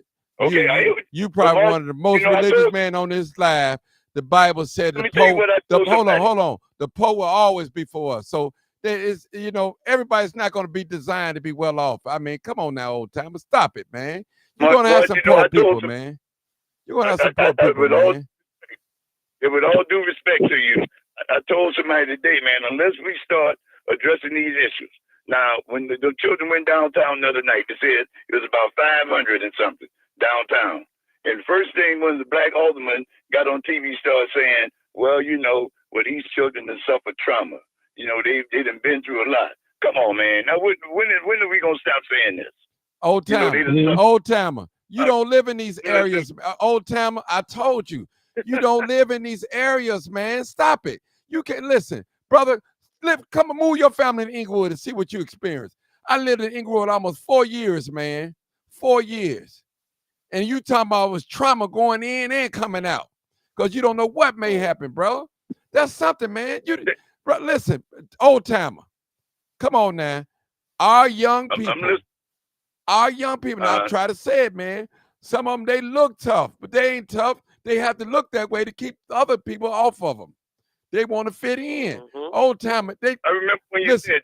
Yeah, they want to. Old timer. Come on, man. Listen. Let me just say something. You got a sister on here. She talks to young folks all the time. She can tell you herself, more experience. She's qualified more than I am to talk about that subject. But let me just say something, old timer. You got to remember, we never got over slavery, brother. That trauma would have been passed on from generation to generation. Old timer, nobody suffered like us, old timer. Nobody should listen. Not making an excuse for bad behavior. Don't get me wrong. I'm not doing that. But we've never been treated, old timer. We've never been treated, brother. You got to deal with a situation. You got to be treated, brother. That's just like this. You in church. Jesus is the solution for the sin business. You know what I'm saying? He come to help us with the sin business. If you ain't been to see Dr. Jesus, you still going to be in your sins. You know it. Come on, brother. You got to be treated. Martin, but I mean, don't you agree that these same people that do things, whatever it is that they do, they run and they find money to go to the concerts and go and dress out and do different things and do what they want to do. Old timer, you're probably 100% correct, brother. Most of us, we buy what we want and beg for what we need. Some of us, we do. We listen, we have an excuse. We messed up. I'm telling you. A lot of us been raised up dirt poor, such as myself. And when we come up, the first thing we say, I'm going to make sure my child has everything that I didn't have. Instead of instilling and teaching them the principles, everything that we didn't know. A lot of us, we fight against the way we was raised instead of taking the good. My daughter called me today. She's 23 years old. She having a relationship problem. And we had a talk. She was asking for my opinion. The first thing I told her, I didn't put you together. I ain't going to break you up. You're my daughter. I'm talking to you as a sister. I'm talking to you as a woman and as a father. That's what I told him. As a black woman, I'm talking to you. So I gave her some advice. Now, I told her, now you've trusted me all your life. I've never given you no information. If I'm not sure about something, I'll just tell you, hey, daughter, this is just my opinion. I'm not sure. So my point is, old timer, we have a problem in our race. We're sick. It's generation of sickness, brother. You got to realize that you can't compare us to people that have their own country. You're dealing with folks that don't have all we know is America. That's all we know. We don't know nothing outside of America. That's all we know. Some people don't. They don't even know outside of the south side of Chicago. Hello. But Martin, I remember when you first started your show, you was the one that was opening up people's eyes. But young people was down there stealing from out of Walmart. I remember your show. Yeah. And you say they down here stealing, people. They down here stealing. Of course. And you say, well, you people. Okay, that's what I'm saying. So if we're going to continue to do these things, Old-timer. it's going to continue. Old-timer. Yeah, go ahead. Who are the biggest thieves in this country? Black people or white people? White. No, let him answer that. No, let him answer that. I'm sorry. Who are the biggest thieves in this country? Okay, I would say Caucasians. Okay. Is by far. By far. They steal. You ain't gonna beat them stealing. They steal. You ain't gonna beat them stealing. So I'm not making an excuse for thief now. Now, old-timer, you know, if you stealing to eat, that's acceptable. I ain't saying stealing to buy no house, but to feed yourself. That's acceptable. If you get caught, you got to restore. So my point is, when you starve these communities, old-timer, see, old-timer, you out of touch right now. You need to come in some of these areas, man, that's desolated. They look like a third world countries, man, and see what's going on. Man, some of these people, man, you'd be surprised the condition of their homes and how they living, man. They got packs of oodles and noodles, man. That's one of the worstest food out here. So listen, and they feeding babies flaming hot chips and stuff like that. Little quarter juices and all that high fructose corn syrup in there. So, old-timer, we're dealing with centuries of not knowing, people not knowing. All this stuff is passed down. You're one of the fortunate ones that you was able to teach your children, that keep your family, navigate your family, and point them in the right direction. Every family wasn't like yours, old-timer. You got something. But that's only if my children listen. I'm not saying my children listen to everything that I said. But they got a foundation. You the foundation. They do have a foundation. Yeah. They do have a foundation. Now, I say that, but I think these other children have a foundation too. But like it's always said, birds of a feather flock together. I mean, so you get enough people that's going to go in that direction. They say, man, look, I'm about to. It's like that movie, the young man out the Juice. That movie Juice. Now, that one boy was leading all of those boys. And neither one of them was going to school. One stopped going to school. The other one, Tupac, stopped going to school. Then Q, he stopped going to school. And then the big boy, he stopped going to school. And then they shot and killed one of the boys. A whole lot of things, and they still. Well, let me ask you a question. Now, let me ask you a question. Go ahead. Why you think white police officers shooting black unarmed men, and the black police officers not shooting white people? Why you think that? Because they're trained to do that. They train to love their people. Okay. They train. I love the old-timer just said it. You just said it. Them white folks supposed to do that, just like we're supposed to protect our home. Hey, exactly. Okay. Okay. May I throw something in? May I throw something in? Go ahead, Sarge. I don't need you talking all the time. You don't always. Okay. Now, when you're talking about, oh my goodness. Come on, Martin. Is it my turn yet? Hold on, 917. Hold on. Go ahead, Sarge. Is this like Cat Martin? That's how you sound, like a little kid, man. Okay, hold on. Let's not assault somebody. Y'all hold it. This is what I'm gonna do. Let me go to 630. Come on, 630, because y'all 630. Come on, Eric. Yeah, because I'm not even being given opportunities. Come on, 630. Come on. Hey. Hey, Martin, how you doing? Hey, Bill, what's going on? I don't know why I don't never recognize your number, man. I don't know why. Go ahead. Well, I'm going to chime in. I came in a little bit before everybody was kind of jumping down on 900. I'm going to have to disagree with y'all to a certain degree and agree with her. It doesn't take you having a kid to be able to raise a kid. No, because I don't have any biological. Wait. Hold it. No, Bill. That ain't what we said. That ain't what we said, though. That ain't what we said. But that ain't what we said. We didn't say that you couldn't raise no kids, not to have no kids. We didn't say that. I'm just saying you just won't Okay, understand. I heard y'all things. say if you don't have no kids, you can't speak. Okay, I didn't have any, but I done had them in my house and raised them, and from toddlers to still raising 30-some-year-old nephews. So it's what she said. The whole thing in a nutshell.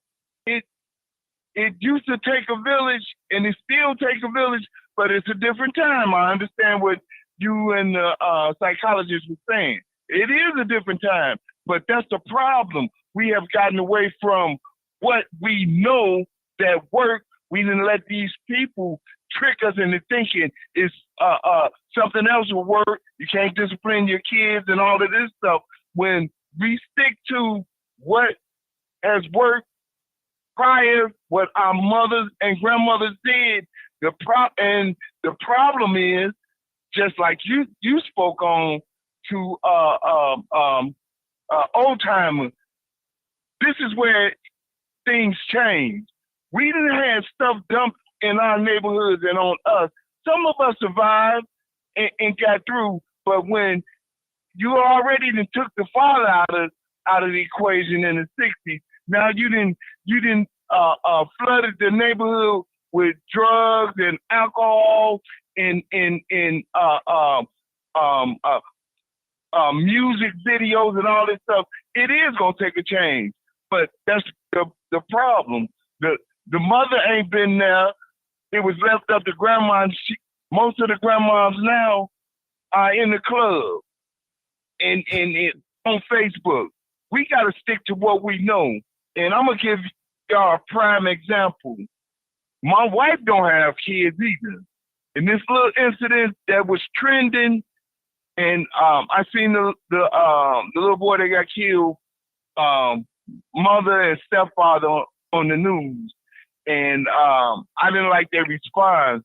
But with us not having no kids and having custody for a while for a teenager, our niece, which we raised from a toddler till she was like 8 years old. Anyway, my wife used to go and she'll say she's going over to her friend's house.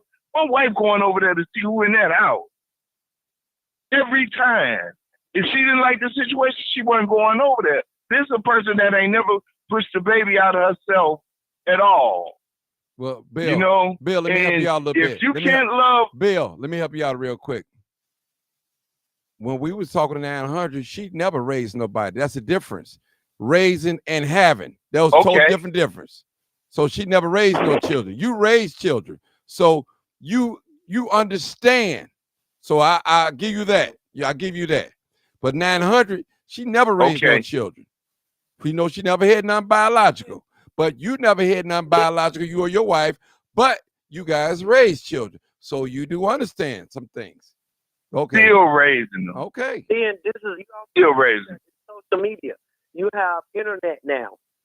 I didn't have internet when I was coming up. And I'm sure Mr. Martin didn't have internet, and Sarge, or Old Timer, even 900 didn't have internet. It's a big difference. How you get, think about it, how you get 500 kids together in a matter of minutes? It's called the internet. It's called social media. Yeah. I mean, but it's other factors. I mean, you're fighting. You're fighting, period. Because you're fighting against the internet. That's why I block so much stuff on my daughter's phone. It is up to the parent. You're fighting against the internet. You're fighting against the world. 500 kids? Yep. How is that possible? Now, you tell me, parent, how is it possible? My daughter wasn't down there because I blocked everything just about on her phone. She only can go to certain sites, and that's that. Period. I don't care who raised who on here. You have the internet. I'll see these children. Like Mr. Martin said, they ain't nothing but some damn punks. They come in my office, go to crime, but they a thug out on the street. But that's the thing. They have to give that illusion. Just to hold on. They got to give that illusion out for self-protection. They can't be out there looking like no punk. Otherwise, they're gonna be a victim. So they got a doggone perpetrate a fraud and be like they Billy Badass out here like that. And that's like the saying that we used to say, everybody's Billy Badass until the real ones show up. You know what I mean?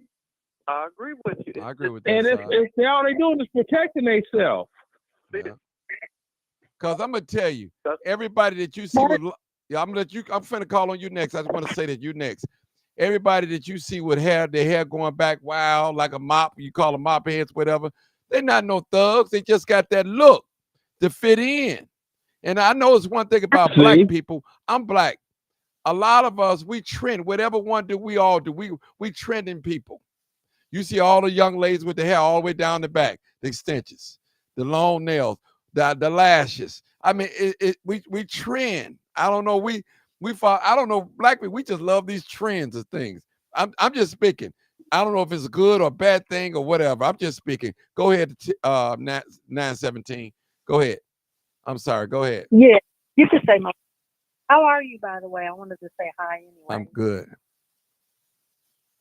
Good. You look good. You Thank look you. good. Your glasses look nice. Hey, you see my pictures the other day? I killed him. I shut him down, didn't I, boy? I shut him down. I saw. Yeah, you did. You look. Yeah. Oh, you don't always have to have something. No, sister. Don't leave him alone. You go ahead and talk. Get off him because I don't need to start no war words. Just go ahead and say what you got to say. Don't leave him alone. Just, come on. Say what you're going to say. You look so. You ain't got to talk about me either. Just say what you say. Don't worry. Thank you. Oh. Go ahead. No, so with Maria, Maria, whichever. Hi, Marie. Now, would you go ahead and talk, sister? 917. Go ahead and talk. Please. Say something. Come on, talk. You ready? No, I'm just saying that Marie. Listen, talk about the subject. We not talking about 900. Come on, talk. Talk. Well, I mean, you're a smart woman. I'm just saying that. Yeah, no, old timer, I agree with you. And that's the way that we're supposed to be. We're supposed to be shedding blood for our own people the way white boy does. We can't blame white boy when he helps his own white boy. No. That's what we're supposed to do. We're supposed to shed our own. I agree. So, no, I agree with old timer. And then Maria is speaking with logic. She's not speaking on emotion. She's speaking with common sense. That's all she's saying is common sense say, take the toys away, take the phone away, take whatever it is, take their J-bones away. Whatever it is, take it away to get these kids' minds right. Because they embarrassing us as a whole. As a whole unit, they embarrassing us, Martin. Okay. Anybody want to comment on that? If you can't take your child phone away, you're not parenting if you can't take the phone away. See? Because that's the thing with me. They know, like, with my grandkids, see, mine, they was born at a different time. The grandkids know. Oh, you better keep it straight, because Papa will take it away, and Papa crazy. He'll get a hammer and break it. So they know with me. They know with me. They're like, man, Grandpa, nope. For real. Them my little dudes, though. I love them. I got that soft spot for the 19-year-old. She's the only girl. Yeah.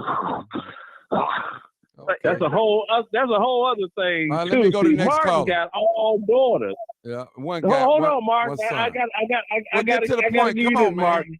Come on, get to the point. Okay, Martin. I'm trying to get there. Now you got all daughters, bro. One son. Ooh, man. You got one son, okay. One son. But my hats off to you, because I got that one granddaughter, and I just can't.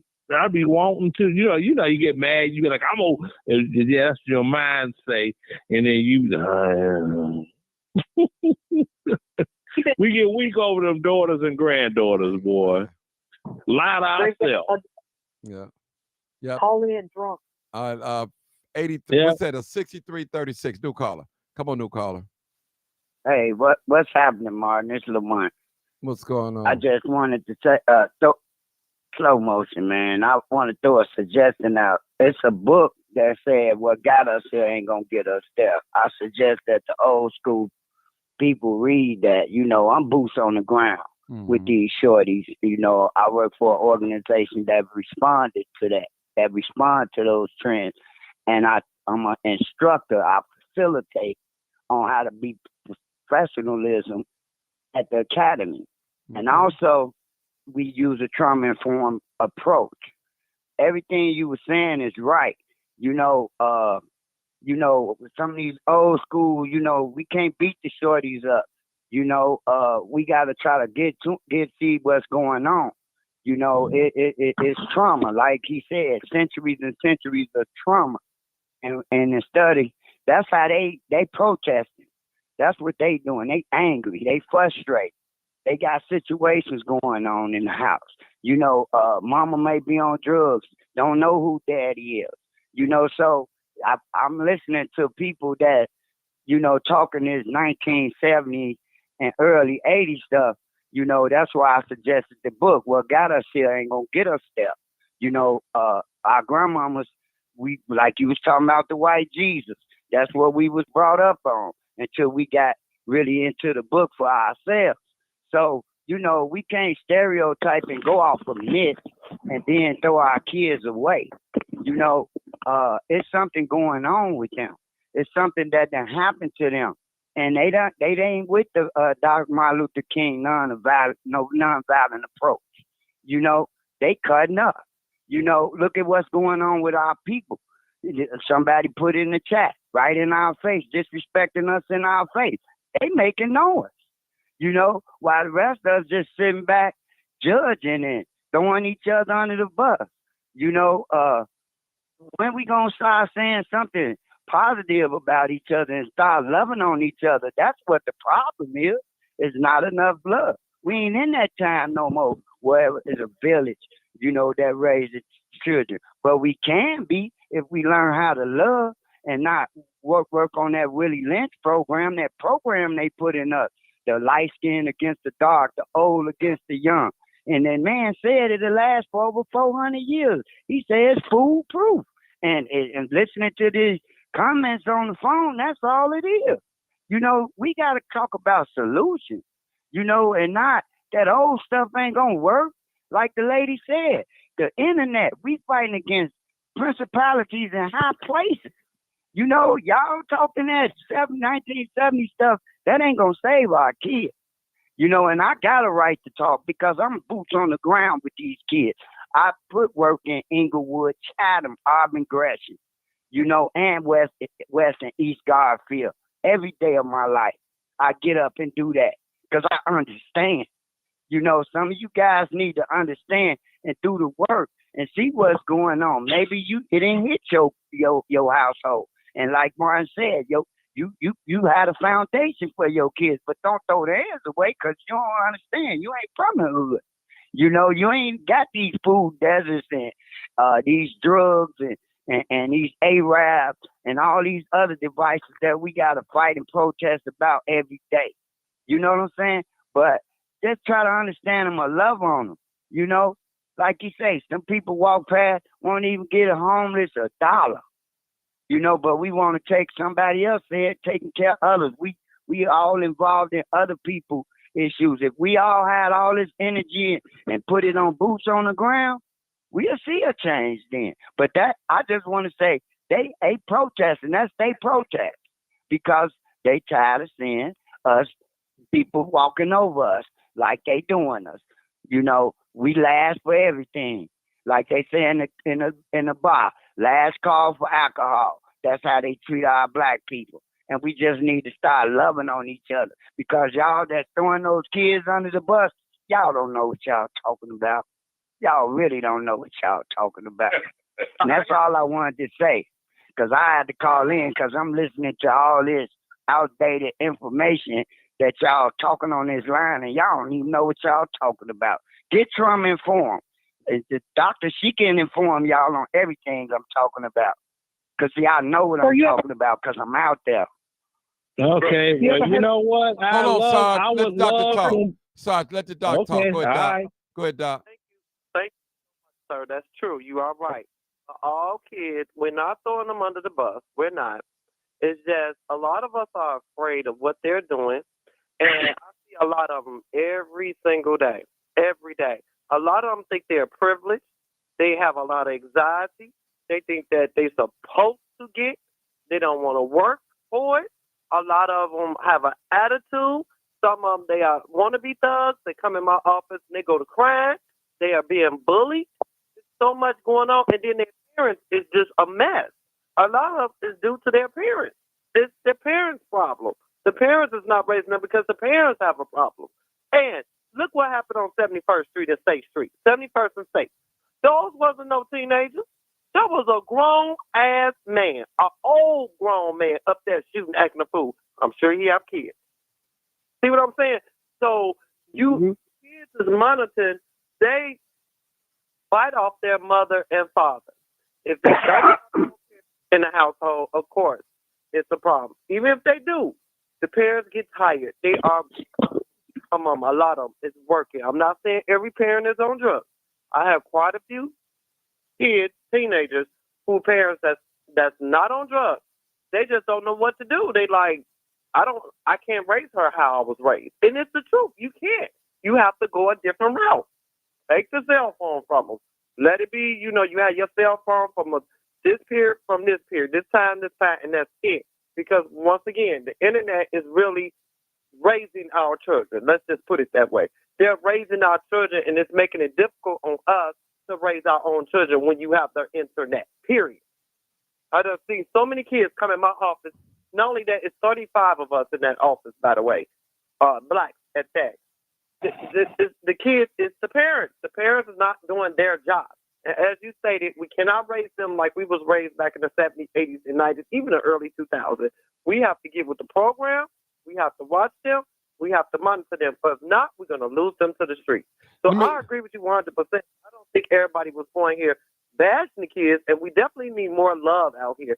We're not bashing them. We're just saying that it's a problem. And what are the solutions we can do to try to help them? But we can't do anything other than, because we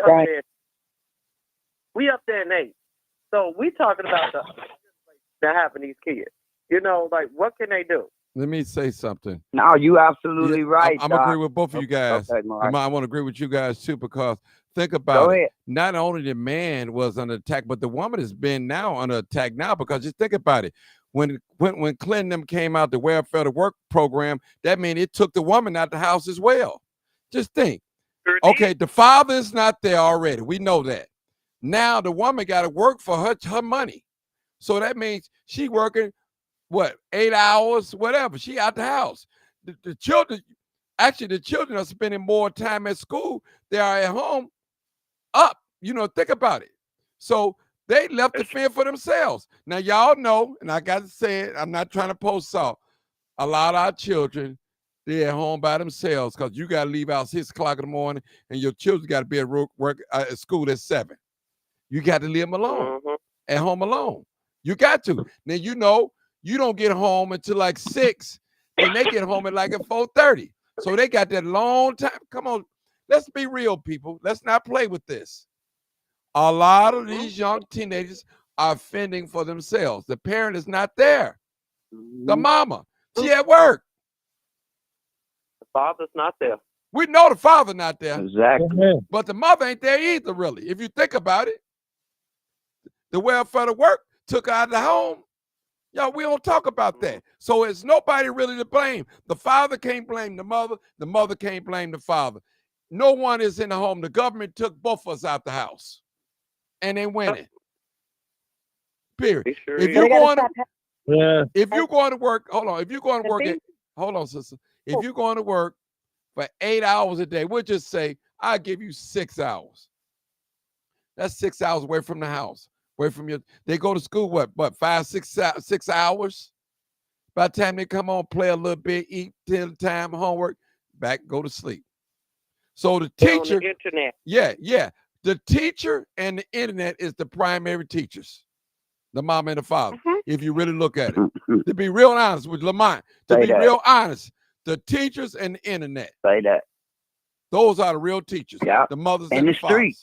And And the the streets. streets. And the streets. Yeah. Exactly. And like, Yeah, I well, Martin, just I want tell to you. add to, Let Mom say, want then to I'll go. add to that, like, Go ahead. I just wanted to add to that, like, right, Martin. I want, you know, just disqualifying everything, but see, I know. that's what I do, right? And I hear people talk, you know, and they talking from the old thing. See, where I work at, we strategize. You know what I'm saying? Mm-hmm. You got them. And I agree with everything Doc said, because you do got the ones with attitude. Them the ones you always talk about. The parent want to get their kids what they didn't have type of stuff. That's them kind. But I'm talking about them kind who in them houses, like you just explained, that's raising themselves, and then they uncles or they stepdaddies sneaking up in the room with them at night, and you know, subjecting them to those type of things. See, I deal with a lot of trauma, kids that's traumatized and things of that nature, and they acting out. So, you know, it's real educational. You know, we do curriculums and things of that nature.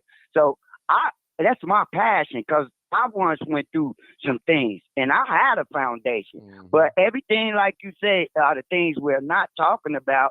But okay, we see what's going on. And then this government did it like what you always talk about, took the man out the house was subsidized. They divorced their man and married the government. You know, all those things you talk about is on point and is on key. So I do get a little fired up when I hear people like just throwing them under the bus. You know, our structure is what we teach. So I don't got no problem with structure. But like you say, when people demonize them, you know, and then, or blaming the parents, it's something that happened. Let's figure out what happened. And then what we teach is love. Love them till they learn how to love themselves. Because some of them don't, man, I take Shorty and buy them something to eat and talk to them and everything and tell them good things about themselves. Man, they be following me around the hood. And them be the ones I get them guns out their hands. Because they don't got that. Like you say, they got to fend for themselves, you know? And who raising them? The internet. Like that lady said, if you can get 500 kids in one spot like that, come on. Those are what the parents are fighting against. All this other stuff, you know, because they got to work. Like you say, the black woman under attack, she got to come out the house. She got to come out the house. So they got to fend for themselves, man. That's why we got to. Like you say, I love being black, and we got to love on each other. That's it. I love it. Thank you, Brother Mark. Thank you. Hey, Reb, come on, and Reb. I love your show. Thank you, brother. We try to tell the truth and shame the devil over here, man.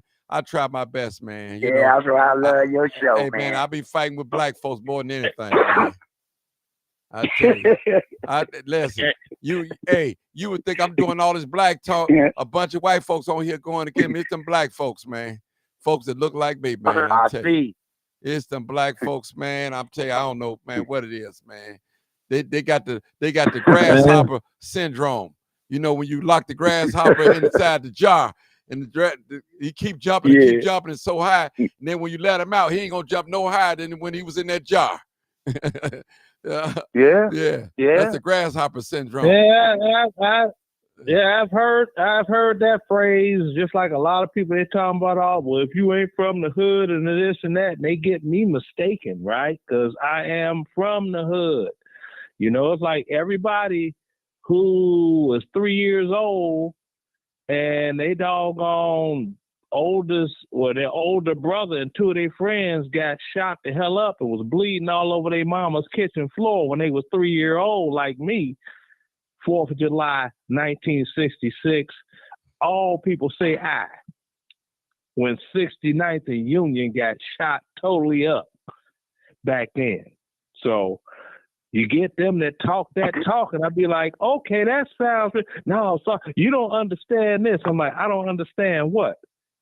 Okay, do you understand being too scared to go outside and play for 10 years? 10 years? That is now. You see what I'm saying? 10 years. Can't go out. So all this stuff, this ain't nothing new. This affected me as a 3-year-old in Inglewood. Getting worse. So with the this and that, I'm like, okay, and not trying to be selfish, because it taught me life lessons. Where was the help for me? That petrified 3-year-old kid. The thing of it is, like over here on 77th Street, it's like 2 police officers that live over here. Right? The only way we let our kids outside to play in the front yard is if all of us got to be sitting outside with them. This is the life we live in now. I mean, I understand that, but it wasn't like that where I grew up until it became like that. That's sad. One night, my first childhood memory, one night altered my whole entire life. Sorry. That one Where night. was your mom at? Where was your mom at? Frying catfish. You were 3 years old and She frying catfish. My daddy in the front watching the news. My sister's in there with my mama cooking. And you, outside. My brother runs through the back door with his partner Wolf and his female named Cat, and they bleeding all over the doggone kitchen floor. And my mother's floor at the time was sort of like a checkerboard, but it wasn't red and black. It was black and white squares. That was her floor. See? Now, at the time, they done went shopping. I got some doggone, I had a piece of, I don't know if y'all remember the coat hangers with the cardboard thing that you hung your pants over, right? Now, hold on, Martin. Can I please get this out? You finishing out, please. Man. I got a man been held for about 2 minutes. Rev the barber. He been holding real patient. Yeah, Sarge be taking us on a trip. Yeah, man. No, I don't take on a trip. It's when people be talking about all this about with the trauma and this and that. But Sarge, y'all ain't the only one. Sarge, 6112. Come on, 6112. Come on, Rev the barber. I think that's you. Yeah, what's going on, Mark? What's going on, bro? Yeah, I'm just listening, and Mark, you know me, you know what I'm saying? I'm coming on here to speak, and you talking about the youth, so you know I'm gonna be the voice that's gonna speak on their behalf. So, I believe the brother's name is Lamont. And I told you he pretty much set my spirit on fire because I think just like him, you know, I got 4, well, it's more boys that I got, but I got 4 consistent boys, you know what I'm saying, who come to the building every single day. You know, I'm up there every day giving haircuts, all that. But they come to the building every single day, and they between the ages of 10 and 12 years old. Now, these little boys, you know what I'm saying, can be out there getting into anything. Boy, getting into anything, and coming to me ain't got to be fun. But this is something that they do. So I say that to say that you got kids out there that are reachable still. You know what I'm saying? But I go back to how he was saying, you know what I'm saying, kicking them up under the bus. You got to understand, a lot of them children, like them 500 kids that was down there, a lot of them ain't got no parents. No parents at all, ain't got no rules, not even a boundary inside of their inner being. It's about being productive in society, because they was never ever shown that, and let alone that, the mass of the atmosphere is not showing love, it's showing hate. I'm sitting up here listening on the phone talking about, like he was saying, everything negative and what parents need to do.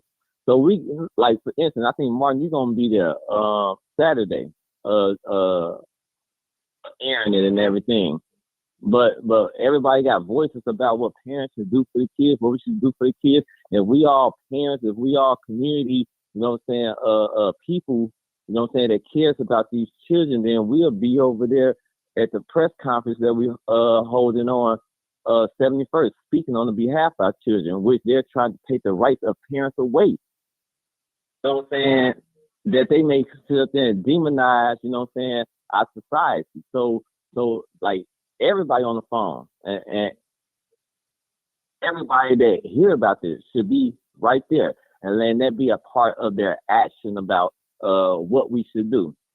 Sometimes it's not about talking. And I can hear about a lot of talking there. Some people talk, and that's all that they do.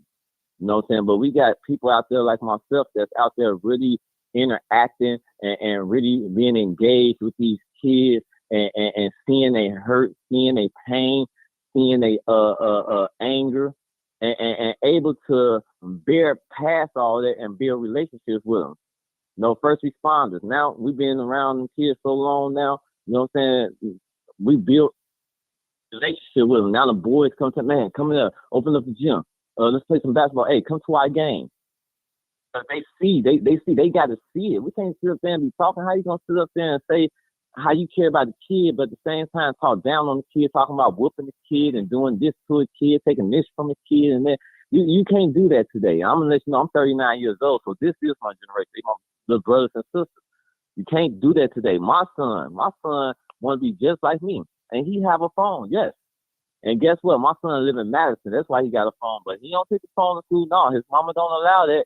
But at the same time, some people got their children with phones in case of emergencies. You know what I'm saying? And they know how to sit up there from the training of their child from being a youth. They done instill things in their children that make them to understand productivity, rules of engagement, and everything. So we can't sit up there and say, oh, all them kids is like that. All them kids that was downtown are kids that don't have even no structure. Their parents ain't about no rules because they didn't learn them when they was growing up. The only thing they seen was, you know what I'm saying, out in the streets. Some of these parents never had an act of, they was just sitting up there having kids. Now look at this generation. You know what I'm saying? So we gotta start thinking more about, okay, what's going on with us that we gotta feel like this about these kids to the point where we can't reach out to them. Stop talking about right, it. I'm tired of hearing, listen. I'm tired of hearing negativity. We see enough.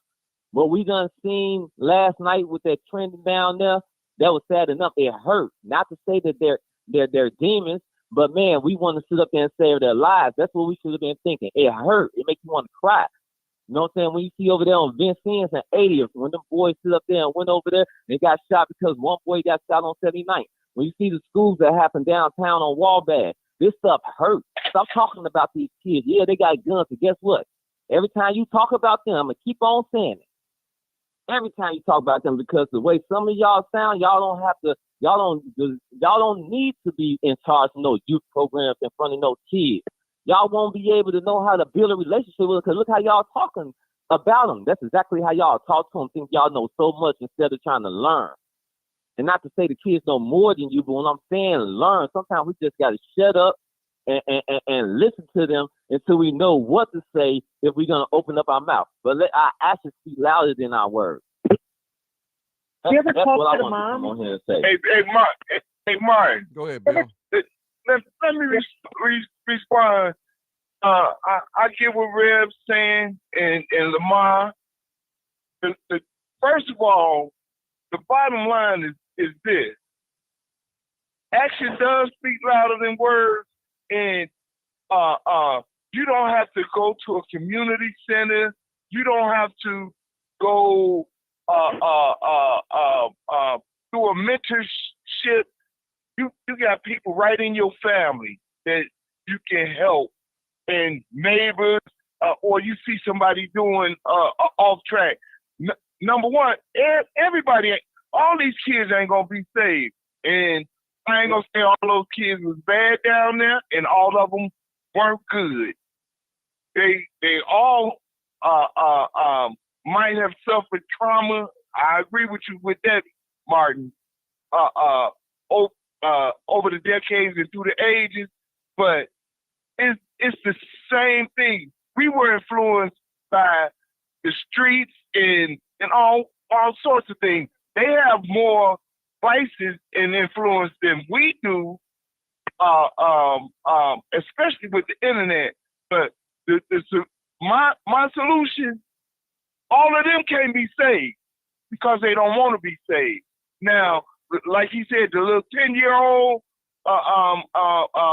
boys he was talking about at the gym and stuff, we gonna have to save them starting at 7, 8, 9, 10. Whatever you can do to help whoever in the neighborhood, adopt somebody, help.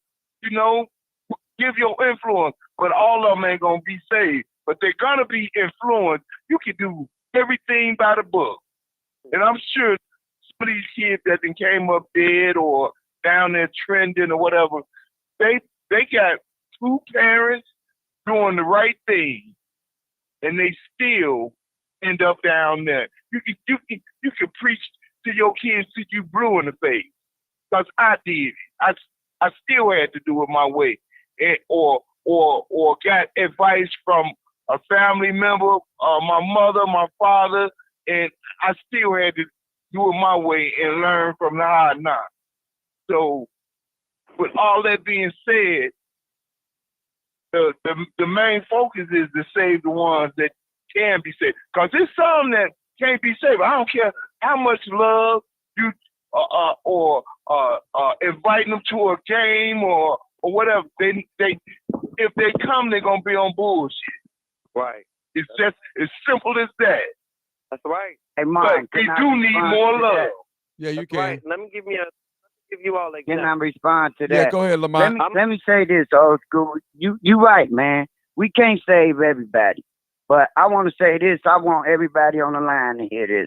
And this what Reb just pretty much talked about. And this is a key that I use in the work that I do, because I deal with at risk. I don't call them high risk, but people don't care how much you know until they know how much you care. That's what got me through.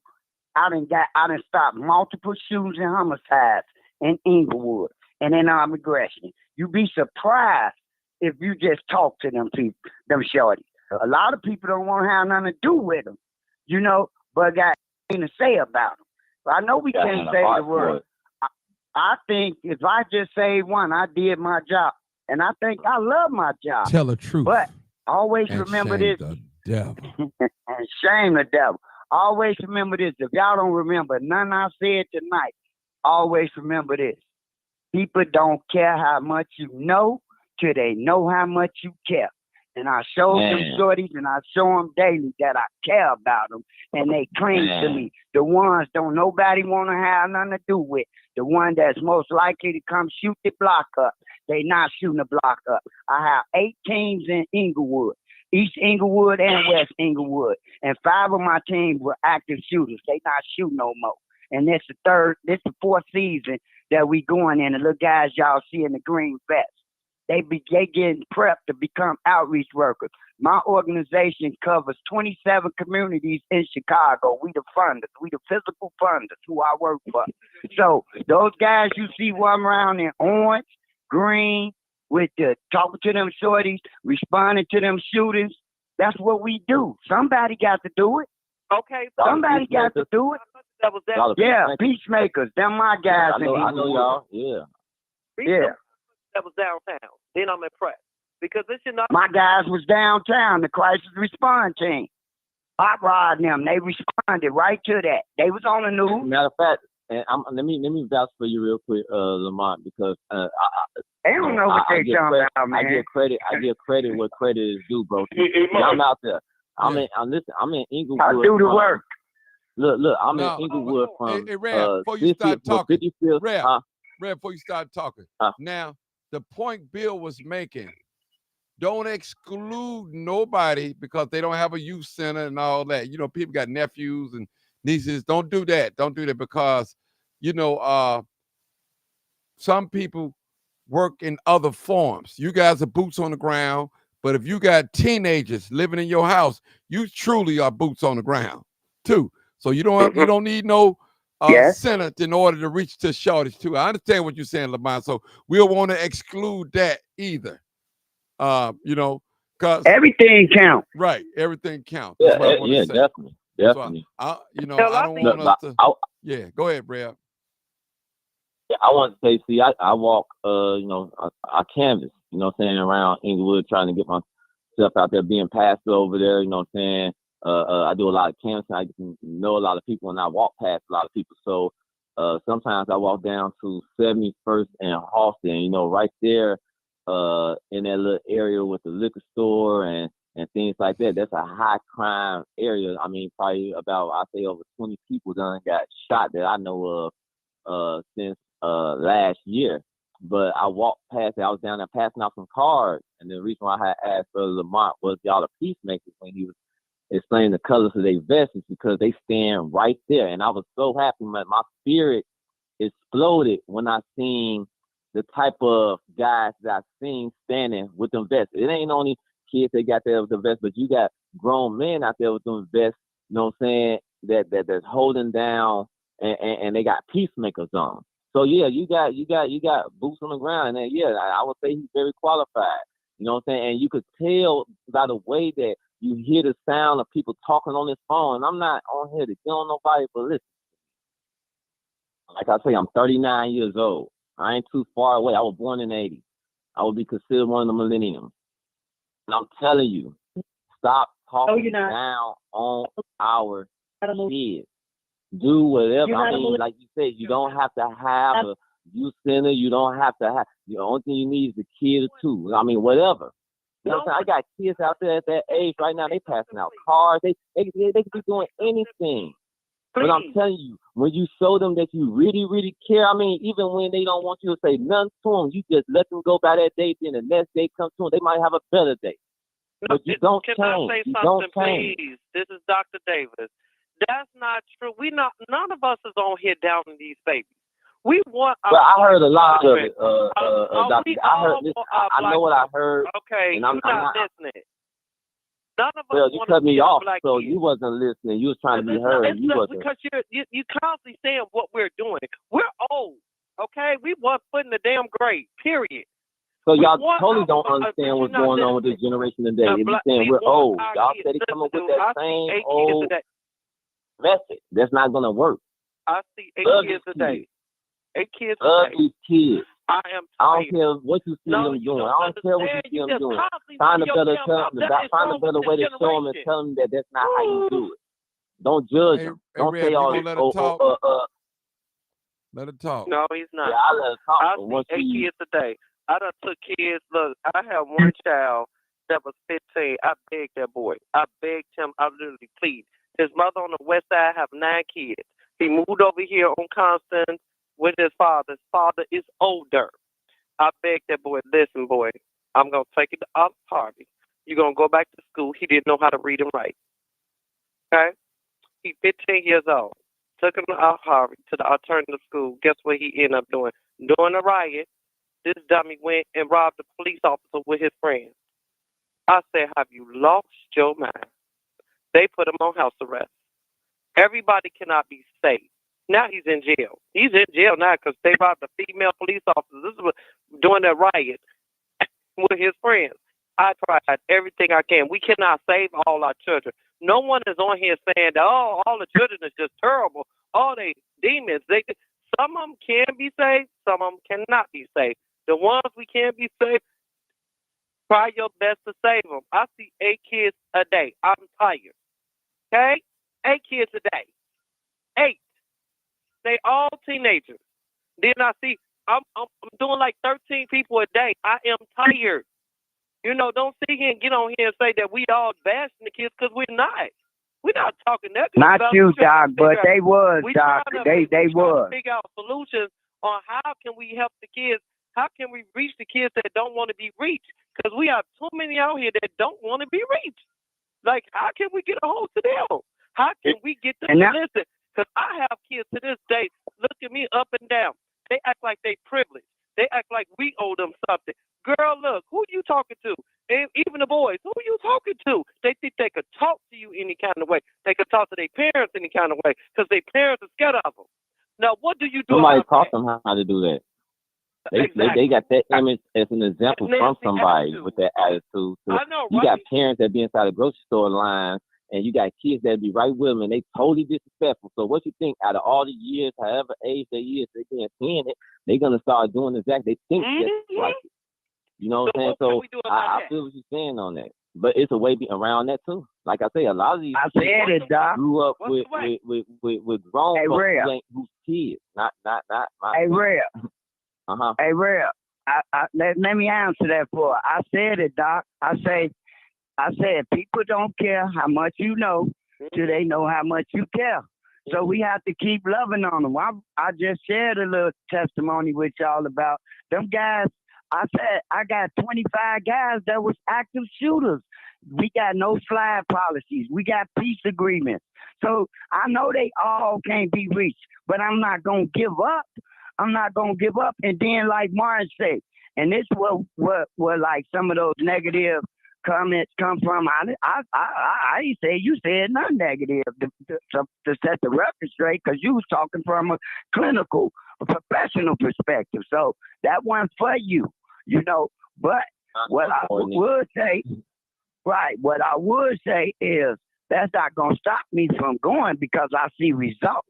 I'm a professional, so you be surprised. You be surprised of them knuckleheads. But like Fred was saying, some of their parents, you know, and I look at these women, some of these women, they look real nice, young girls, but they, you know, got kids and most of that stuff be trauma. And they be in Walmart on their phone cussing and can be cute as ever, but their attitude and spirit is nasty.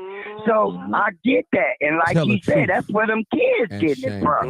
You know? I told you it's the parents. So, it's the parents. I know it's the parents. But some of them don't have parents, like he said. My grandmother had kids starting at 12 years old, but they are respectable. You know, these ones that's having kids now is ridiculous. It's a totally different generation because look at the rap. The rap music is not love. They talking about F. That ain't help us at all. Real music started here. Right. Shoot this, shoot that. Now, when I'm coming up, most of us on this age are older. We wasn't born in the 80s. We was born in the 50s and 60s. The thing of it is, we had love. We had love in our music. We don't have love in our music anymore. What do you expect? We need all the help we can get. When I say a village, I'm not talking about... what Martin said, Doc. What did Martin say? He said, if you see something here long enough, you'll believe it. Tell the truth and shame the devil. The logic behind it all is the music industry is not going to doggone promote anything that gives a positive light as to anything black. Well, they're not going to invest in it. Nowadays, Martin said it, Sarge, in the beginning. He said, if you keep seeing something, you keep hearing something, you gonna believe it. We understand that part. Bang, pop pills, all that stuff. That's what they doing. I'm giving you an answer. I mean, I get straight to the point, though, Sarge. I get straight to the point. You take us on the trip, man. I get straight to the point. But you talking, I can't reach the people at all. Now, the music industry is the doggone right hand of black destruction. Nowadays, Sarge, though, talk about nowadays. That's true. Years ago, it wasn't like that. Because you had. I know it wasn't, but I'm not talking about back then. Back then don't matter. What's happening now is what matters. You right. I'm gonna shut up. You right. What's happening now is what matters. Lamar. I got a question for Lamar. What's up, old school? Yes, sir. Hey, Lamar.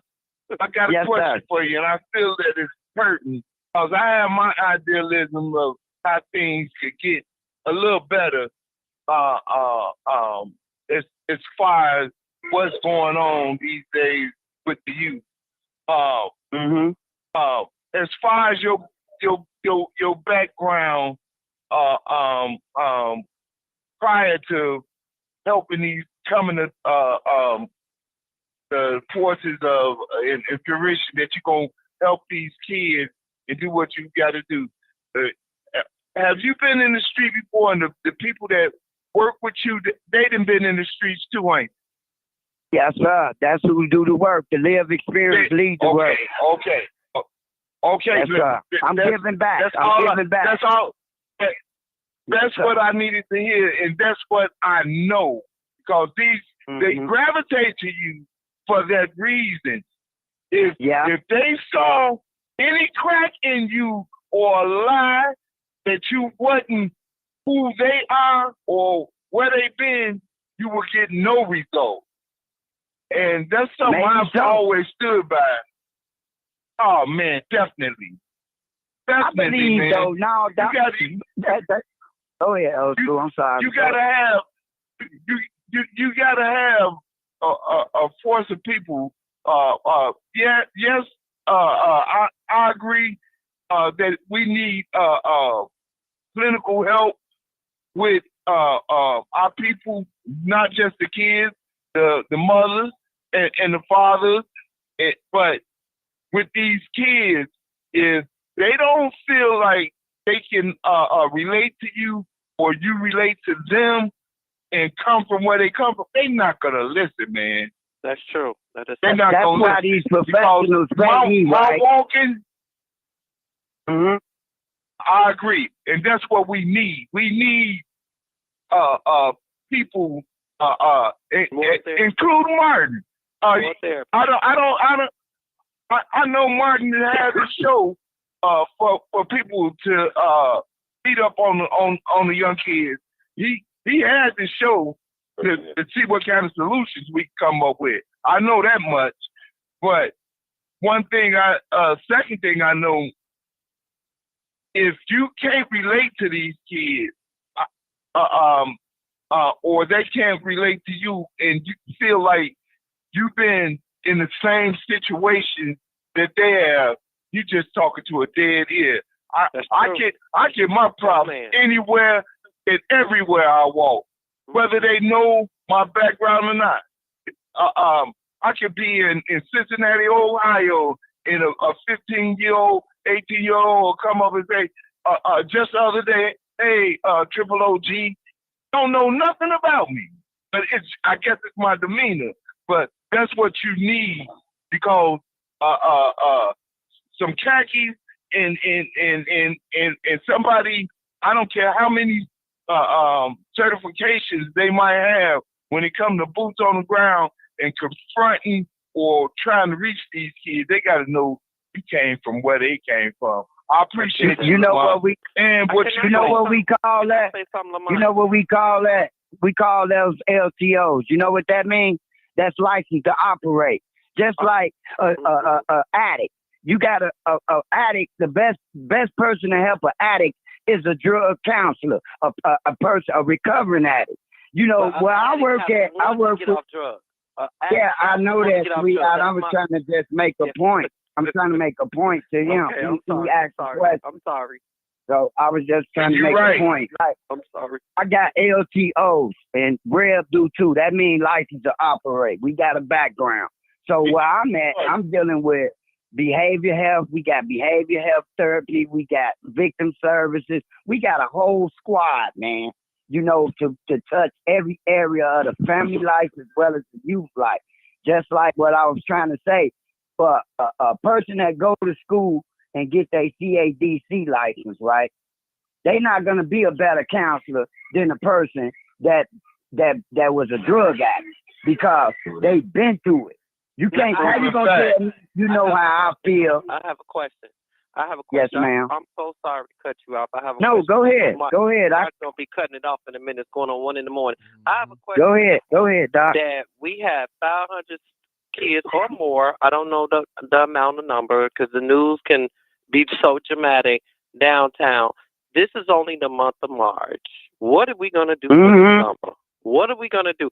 You over there, everybody, well, not everybody, 2 men on this call saying they helping, and thank God you all are out there helping. I'm doing the best I can too, along with my colleagues. How are we going to reach these 500 kids, or reach some of these students, these kids, on not going downtown, destroying downtown, making black people look bad? How are we going to keep this summer safe? Because look at it. Look at the news. Every day a child is being shot. If the child ain't getting shot, he or she is being killed. What is the solution for us to do to get with these children, the ones that's troubled? Did you hear what I said in the beginning? Did you hear what I said in the beginning? I did when I just didn't say the name of my organization, but I said my organization covers 27 communities in Chicago out of the 77, and we growing. and we growing. We are the physical funders for most of these organizations, right?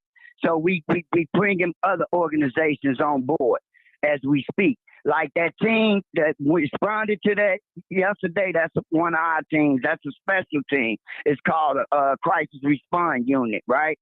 The guys that was down there in the Orange.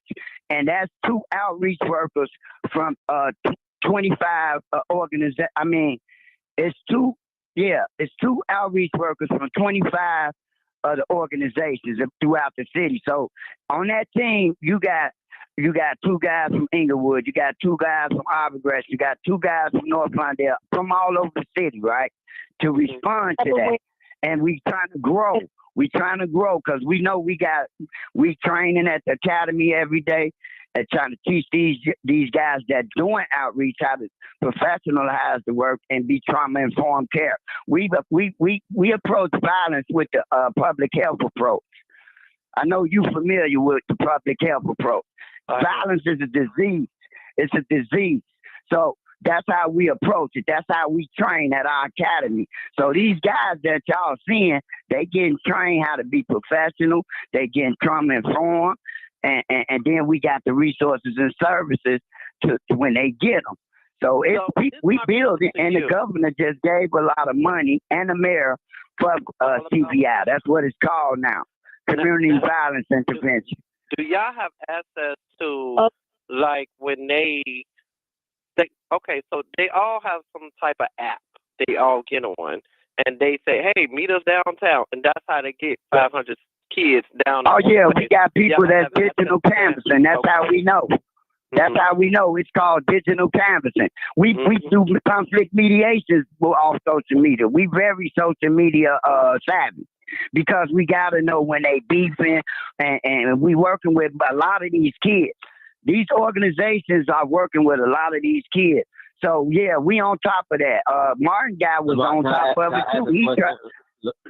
Early, what's his name? Early Martin. Walker. He was on top of it. He was on, but didn't nobody. So if people working, just don't think y'all the only ones working because y'all burnt out. Because we on fire and we working.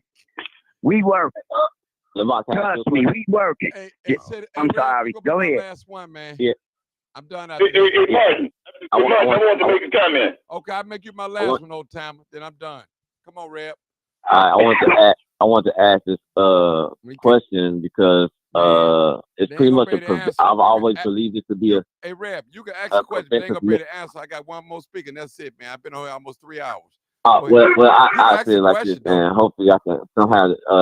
Lamont, if you look for me, you can always come meet me at the Inglewood Center over 838 West Marquette Road.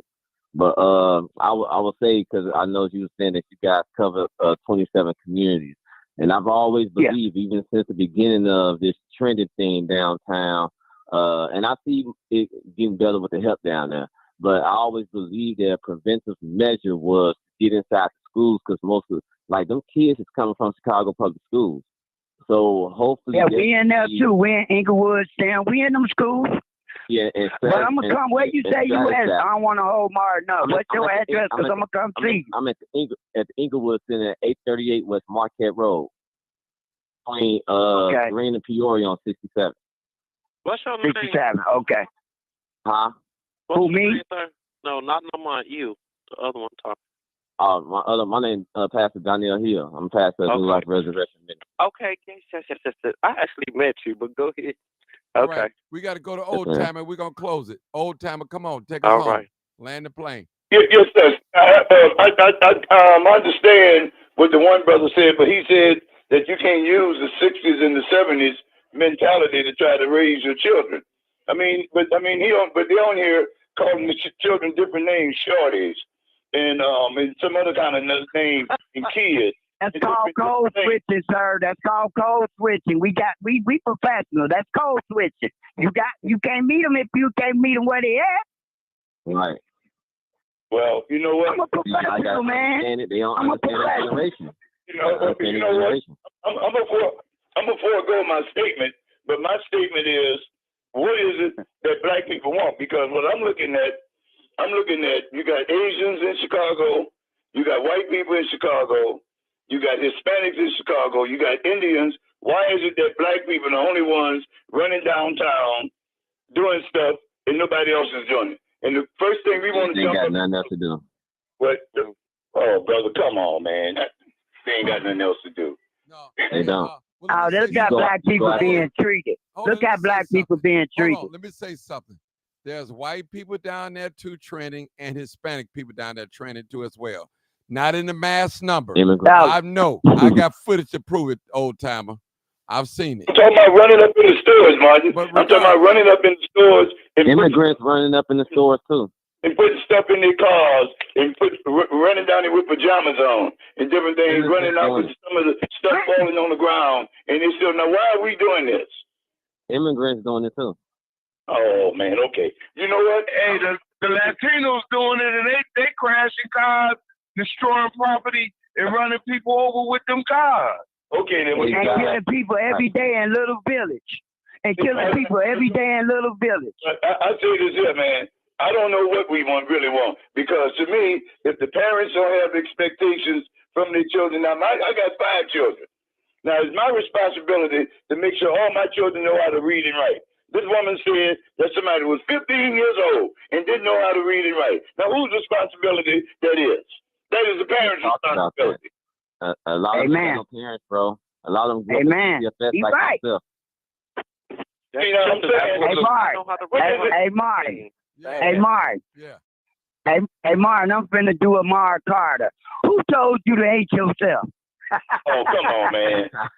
It's not like I said, these kids, come on, man. You know what? Because I've been black all my life. No, that was a joke, Pop. That was a joke. Mark know what that was. That was an inside joke, man. I've been raised in some of the roughest communities in New Orleans. And I done seen it from day to day. And I'm going to just say like this here. Man, if you want to change, you can do it. But if you get with your buddies, and that other buddy join another buddy with him, 3 or 4 of them, that's what you're going to have, man. And that's all this is. Say that.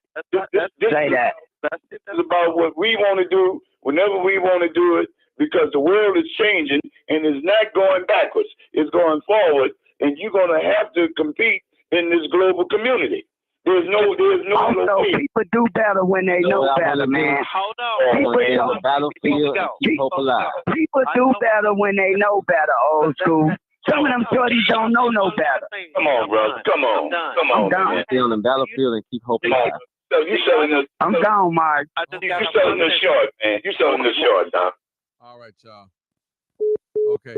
All right, people. We're going to end it right there. 2 hours and 57 minutes. You already know what it is. Live, uncut, unedited.